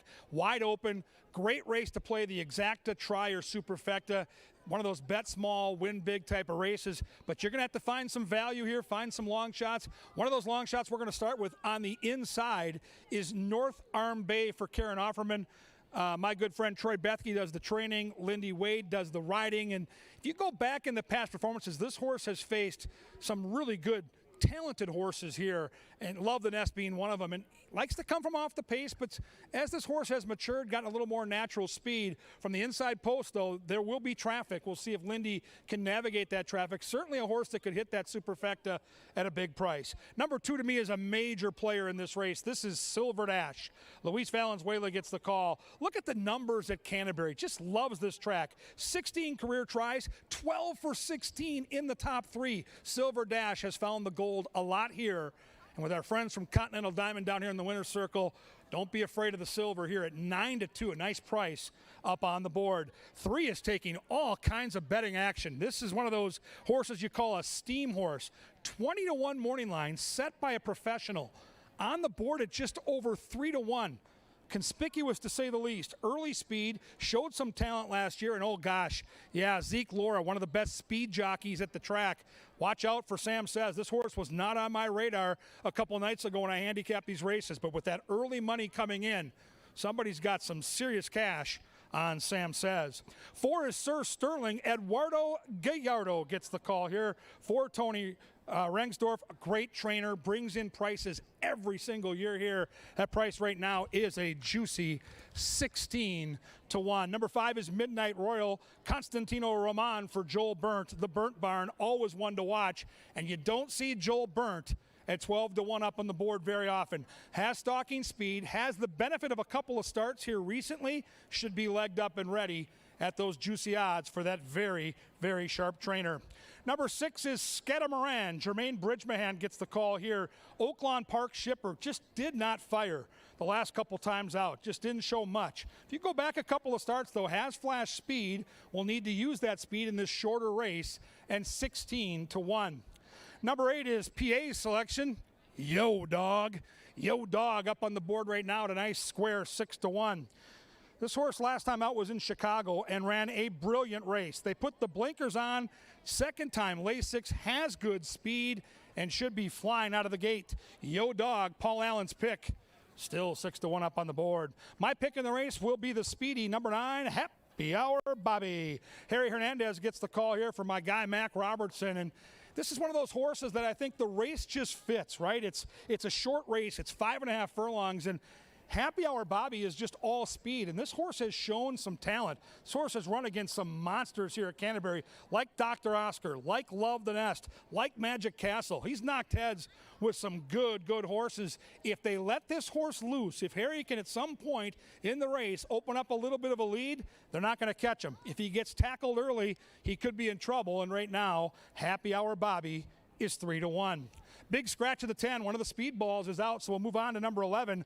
Color Me Legendary. Carlo Lopez with a great ride on the turf. Looks to go boom, boom, and back-to-back. Hasn't raced since late January. Does have a bullet work coming into this one. Would be a surprise, but we've seen a couple bombs earlier. This horse is 15-1. And watch out for the 12. Do not sleep on this horse. This is Roses by Liam. Alonso Quinones, Tim Padilla, and Pete Matson. How many times have we watched those 3 get a win? We saw it earlier on the card. It could happen again here. I love the attack post. I love the races down in Florida at Tampa Bay Downs. And I'll tell you what, Timmy Padilla's got that horse looking great down here in the paddock. Good muscle, real good energy, controlled energy. Love what I'm seeing from Roses by Liam. Best betting race on the dance card. Who do you like? This is a great race to get with your buddies, put together some exactas, tries, and superfectas, find a couple long shots, find a couple favorites, box them up. Maybe you'll need a wheelbarrow to get that money back home tonight. It's the penultimate race. It's the last daily double of the day. Race 8, the Minnesota Breds duel at 5.5, and it's all next.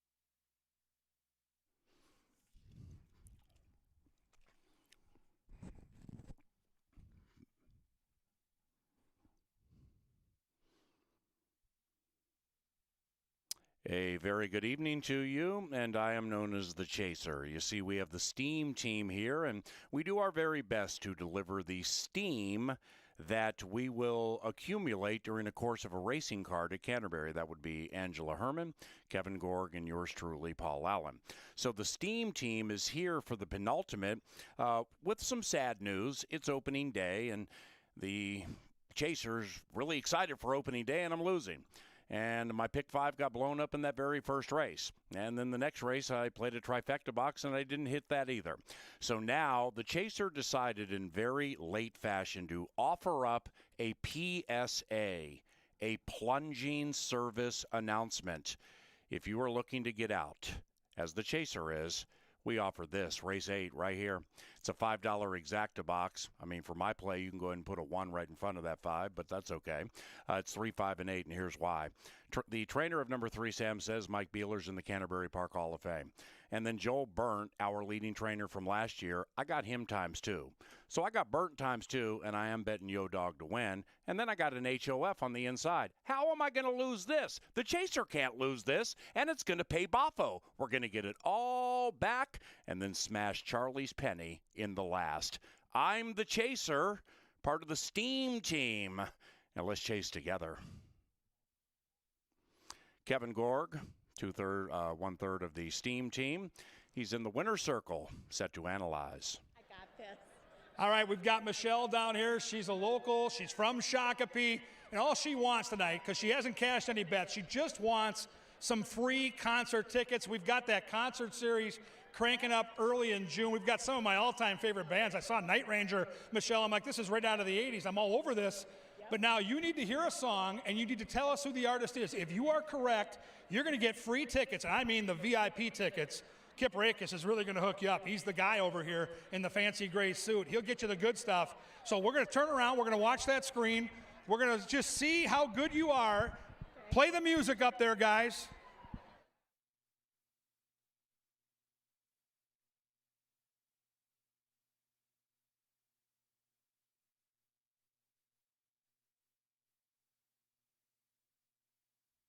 Now, hold on. Don't spoil the fun. We got Killer Queen, who will be here. Night Ranger, my very favorite. Randy Hauser, an up-and-comer. And D. Marshall Tucker Band. For the free tickets, Michelle from Shakopee, A, B, C, or D? D. Marshall Tucker Band. Is it D? Yes! Ring up the cash register. Michelle from Shakopee is going to the concert series. You can, too, if you head to CanterburyPark.com. Right now, though, wait 2 minutes to post. Get your bets in and enjoy the second to last in the late daily double. Way to go.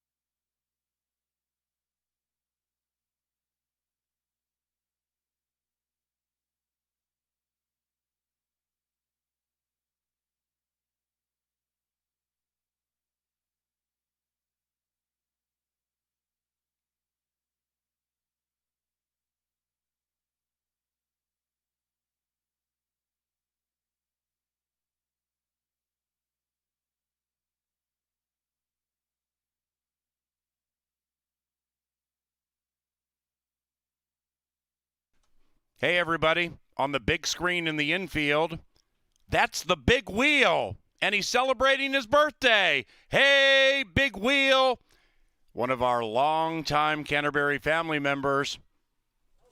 Happy birthday, Wheel! It is now post time.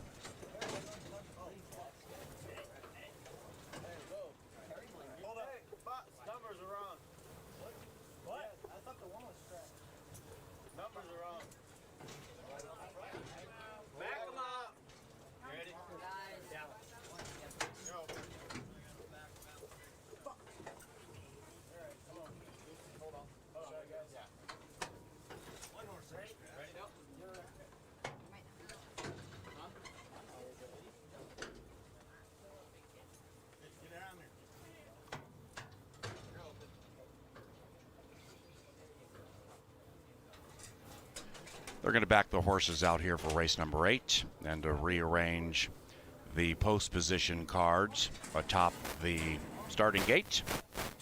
As number 1 North Arm Bay very much is in this race, we make sure we get a 1 up there. Sorry for the minor delay. Back with you momentarily.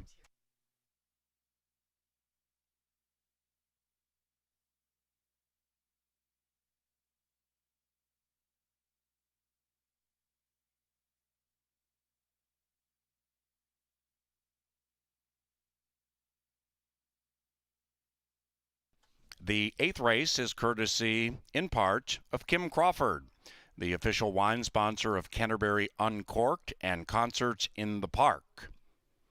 Proudly served at the Canterbury Clubhouse Restaurant and bars throughout Canterbury.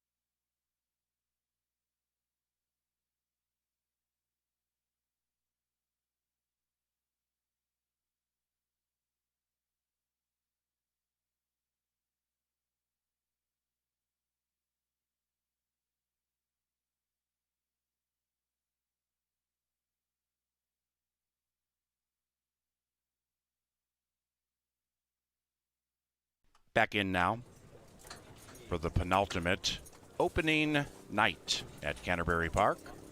Happy Hour Bobby and Silver Dash, they're both 2-1.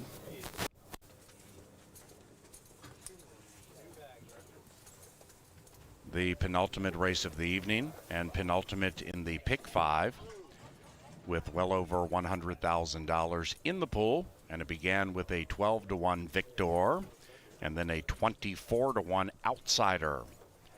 We'll see if we have more upsets for you. Opening night at Canterbury, as Roses by Liam has gone in 4.5-1.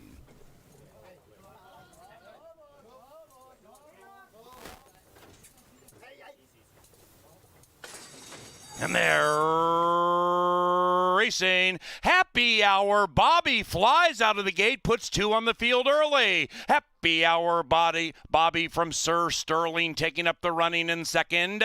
After that, the white horse Silver Dash in tightly 5 from the front and overtaken by Sam Says. Then we come to Scatamaran, 7 lengths out of it, joined by Roses by Liam. That one is circumnavigating into action. Behind that one, Midnight Royal and Yo Dogs about 9 lengths behind the speed. And Sir Sterling comes sneaking through to the inside and attacks the pace-setting Happy Hour Bobby. In fact, Sir Sterling at 22-1 has taken the lead.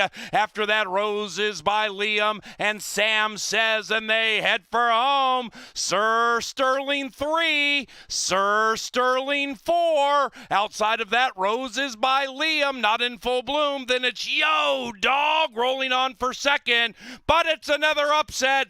Sir Sterling wins.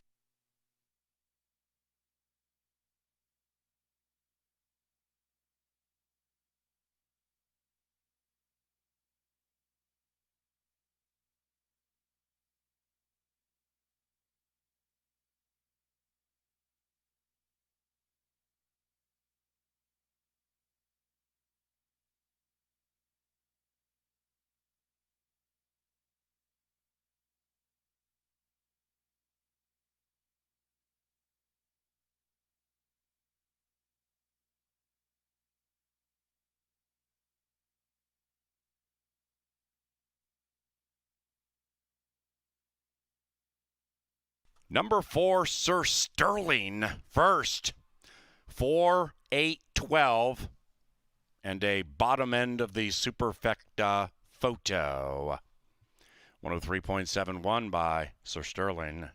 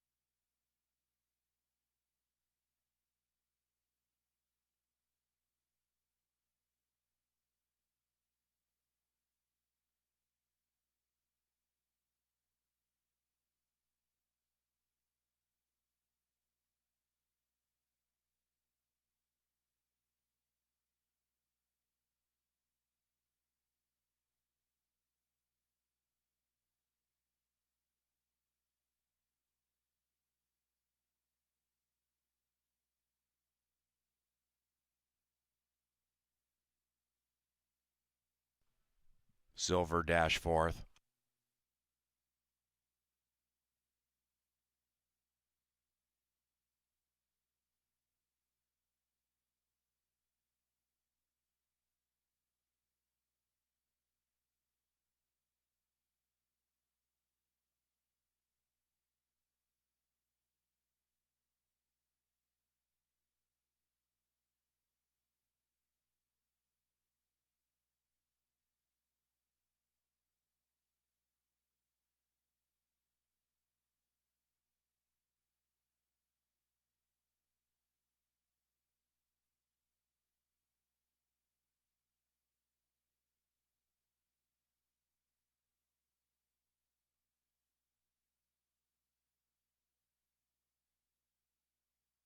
Race 8 is official. Canterbury Park, big fields, big payoffs, and big league racing. At Exacta, for $1, $164. The numbers were 4-8.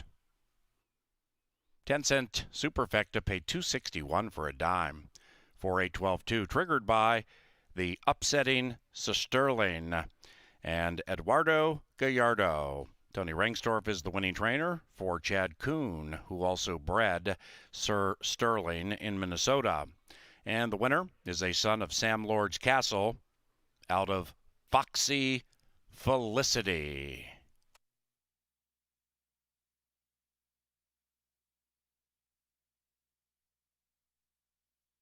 The ninth race is the $50,000 Lady Slipper Stakes. Scratch number 9, ready to run away. The Lady Slipper Stakes, our final race this evening before you head to the casino and play some blackjack or three-card poker or Texas Hold'em, is our final stakes race, also this opening day. And the Lady Slipper is 22 minutes from now.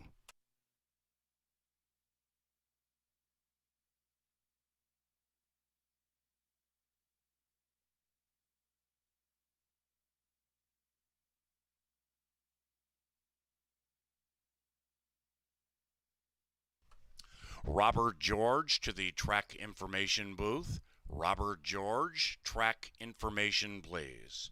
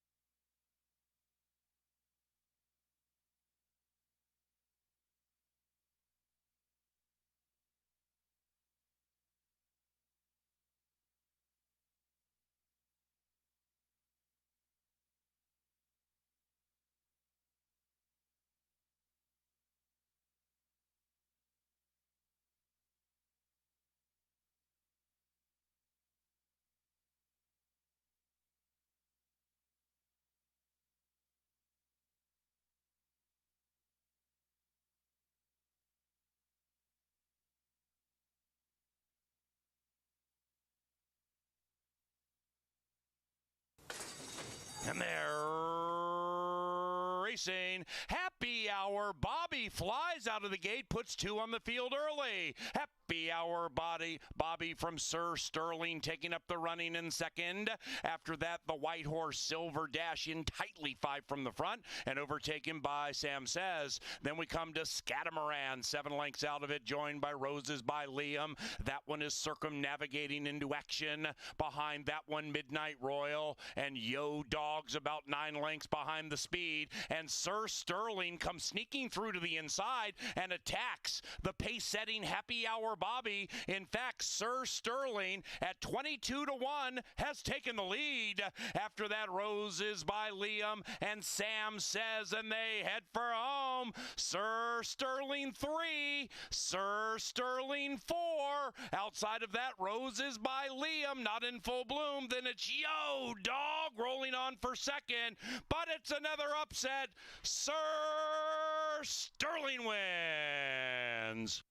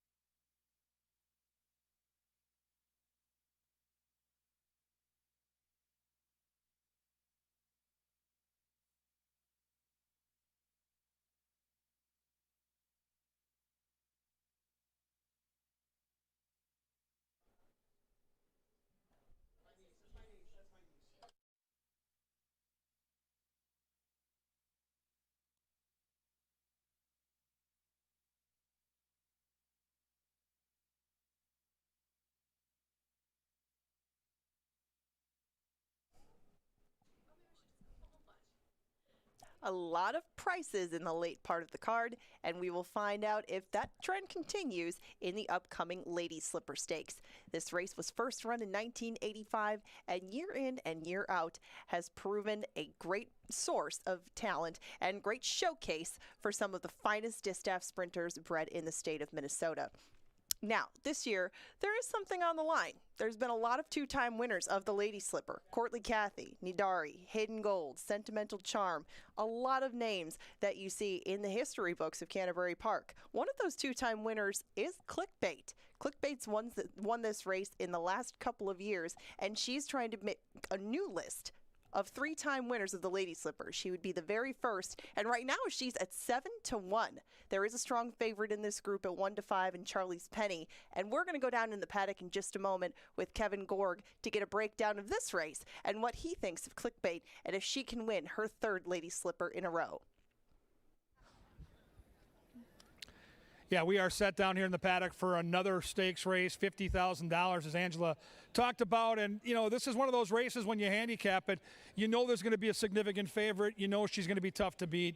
So we'll start with Charlie's Penny, and then we'll make a case for some long shots after we go through the class that is the outside horse. And she graced us with her presence last year, and man, she looked good doing it. She's won at places like Churchill Downs. She races at the fairgrounds down in Cajun Country. She's a big, good-looking gray, and she's a horse that likes to sit mid-pack, and then as the race goes on, she just seems to get stronger and stronger. Now, we've seen upsets tonight, and on this main track, if you can get loose on the lead turning for home, we've seen some horses carry that speed to the wire as recent as the race we just got done watching. So, being that Charlie's Penny likely won't be on the lead early, there is potential for upset. I guess the best news of all of this before we get to the stakes race is everybody bet $103,000 into that pick 5 tonight, and nobody's going to hit it, which means tomorrow when we come back to Canterbury for Pepsi Family Day at 1 o'clock, we have a carryover of near $70,000. So even with the payouts right now,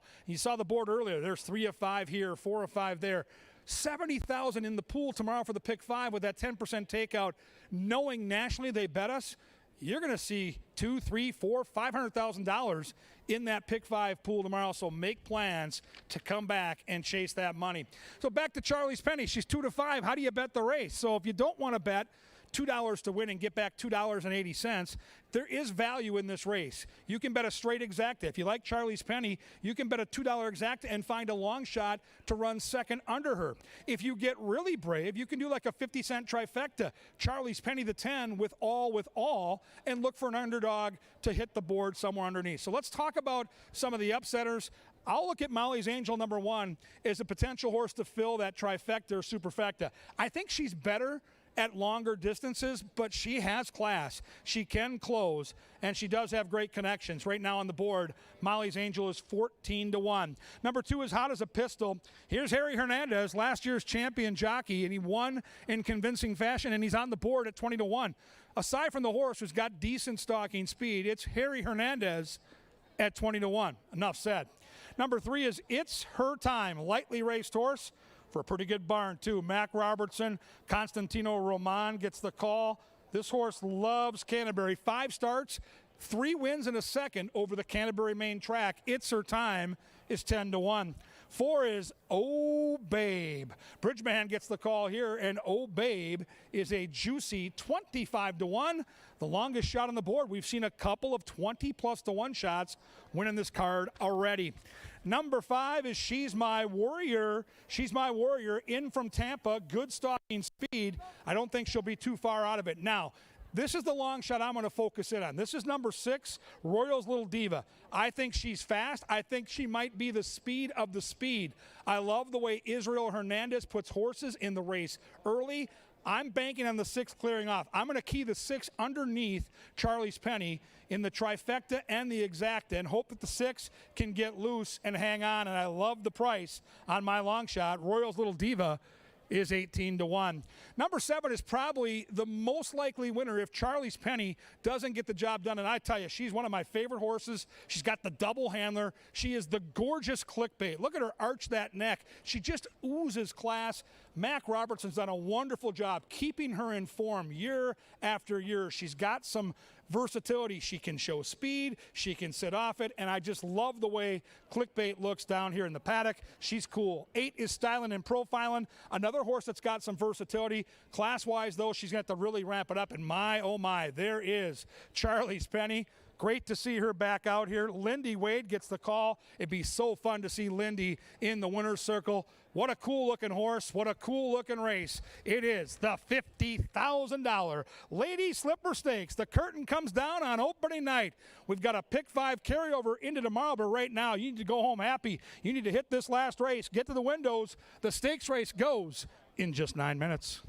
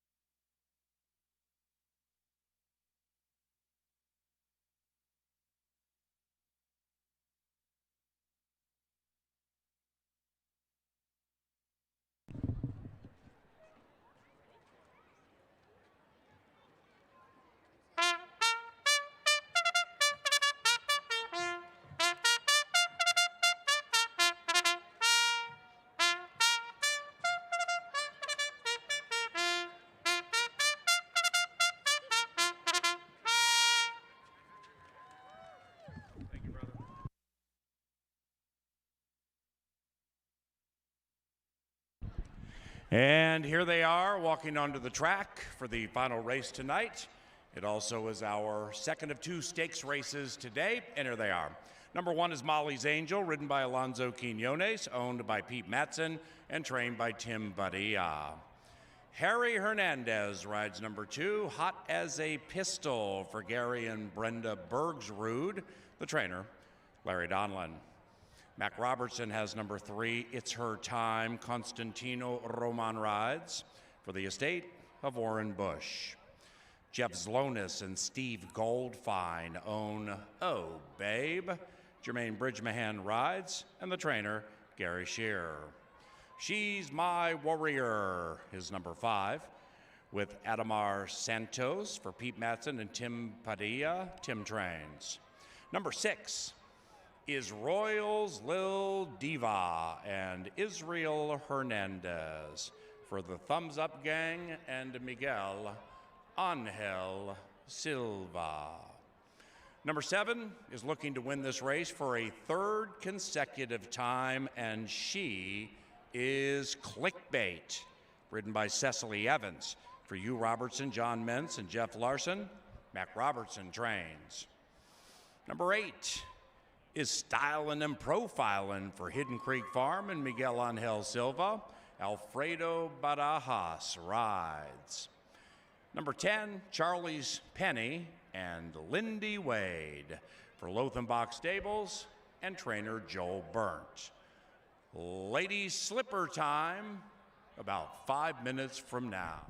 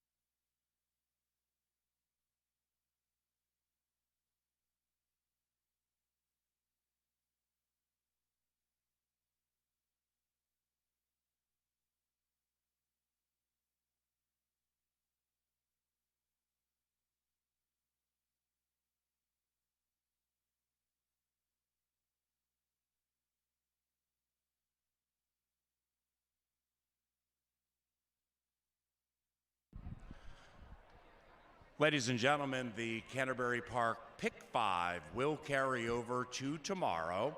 Nobody will have 5 of 5 winners in the nation low 10% takeout Pick 5. So we carry a little over $69,000 already in the Pick 5 pool for tomorrow.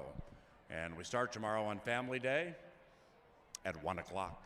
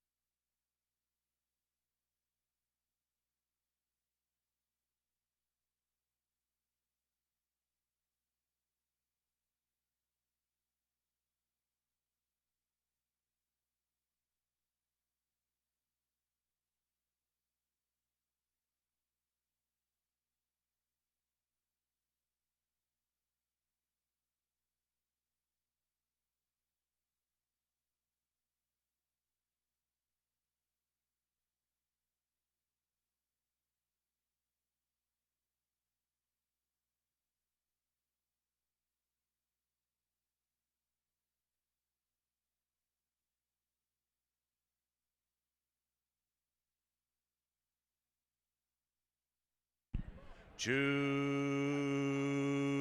minutes.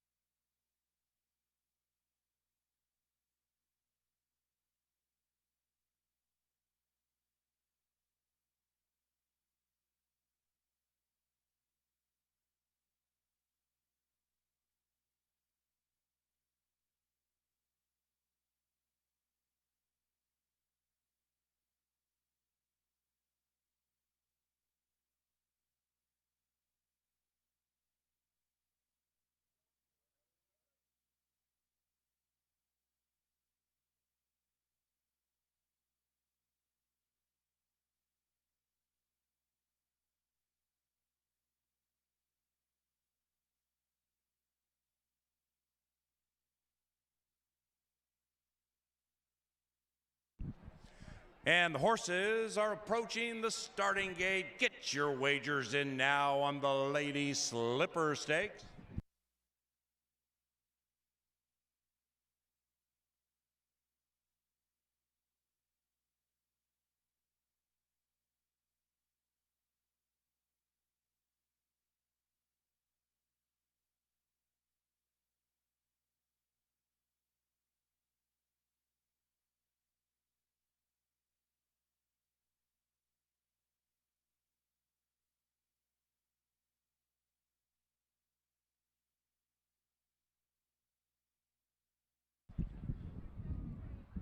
And the horses are moving into the gate. It is Lady Slipper Stakes time. Charlie's Penny, prohibitively favored for the 37th running of the Lady Slipper Stakes. Big Pick 5 carryover tomorrow as Canterbury goes, 69,000 and change. Make sure you handicap that thing up tonight or tomorrow. And Charlie's Penny will be the last in line. Here they come, and they're racing in the Lady Slipper Stakes. Styling and profiling was off very slowly way back in last. Oh, Babe, on a night full of upsets at 23-1. Oh, Babe is the first one to go to the lead, now encountered by She's My Warrior, who takes a narrow lead. And outside of that, Clickbait, who has won this race 2 consecutive years, prominent at 3-1. Charlie's Penny is the grade, tracking the back-to-back champion. Oh, Babe is losing ground with It's Her Time. And after that, we come back to Molly's Angel running on, and in last is Styling and Profiling. Up top, Clickbait battles it out with She's My Warrior. They're locked in battle as they head for home in the Lady Slipper Stakes. Clickbait trying to go back to back to back. Charlie's Penny trying to be $1 million. These two, a couple of grays on opening day. Here comes Charlie and Charlie's Penny and Lindy Wade are the Lady Slipper champions.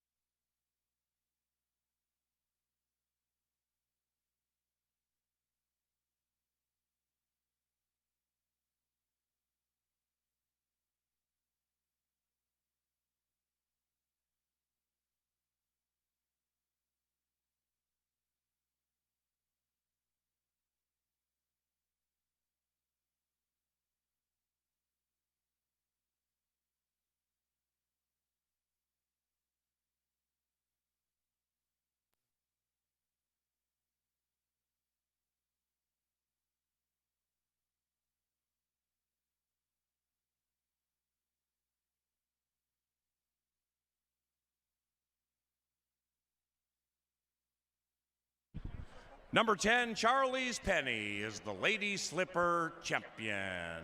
10.751 and 109.97.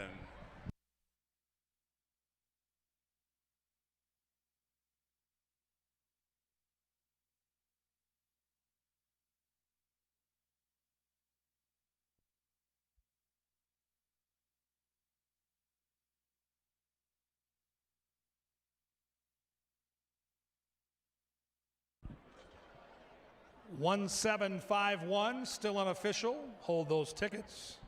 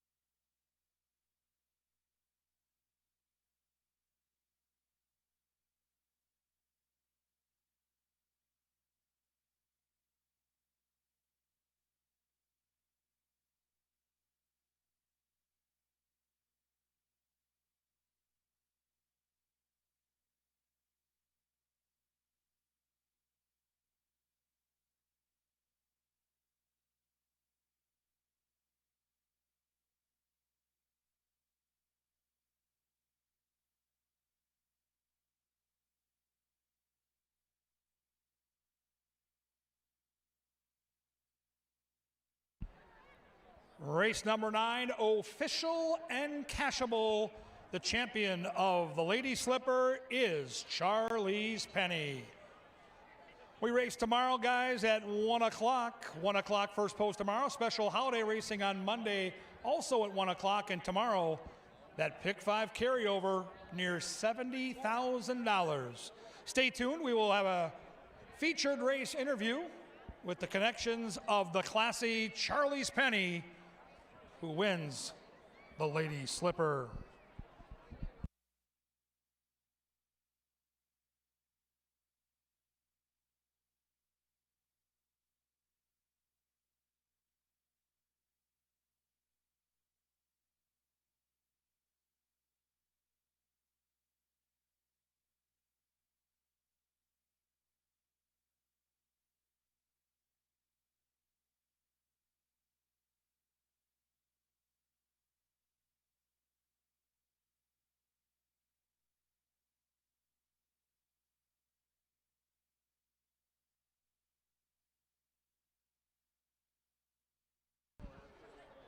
Here comes the good-looking gray.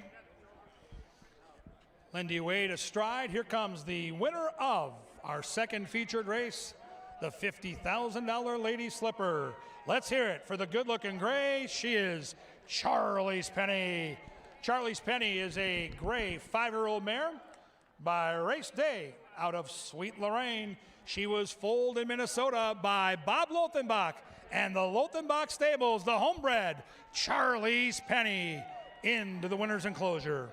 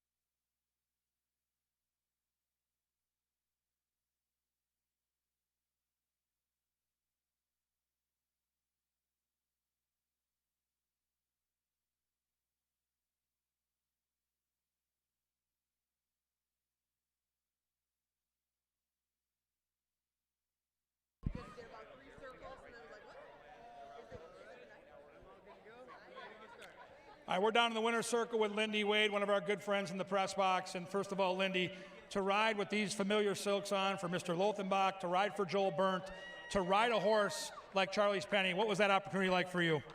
To be honest, with all the time off I've had, this felt like my first win again, and it feels incredible. I will not forget this.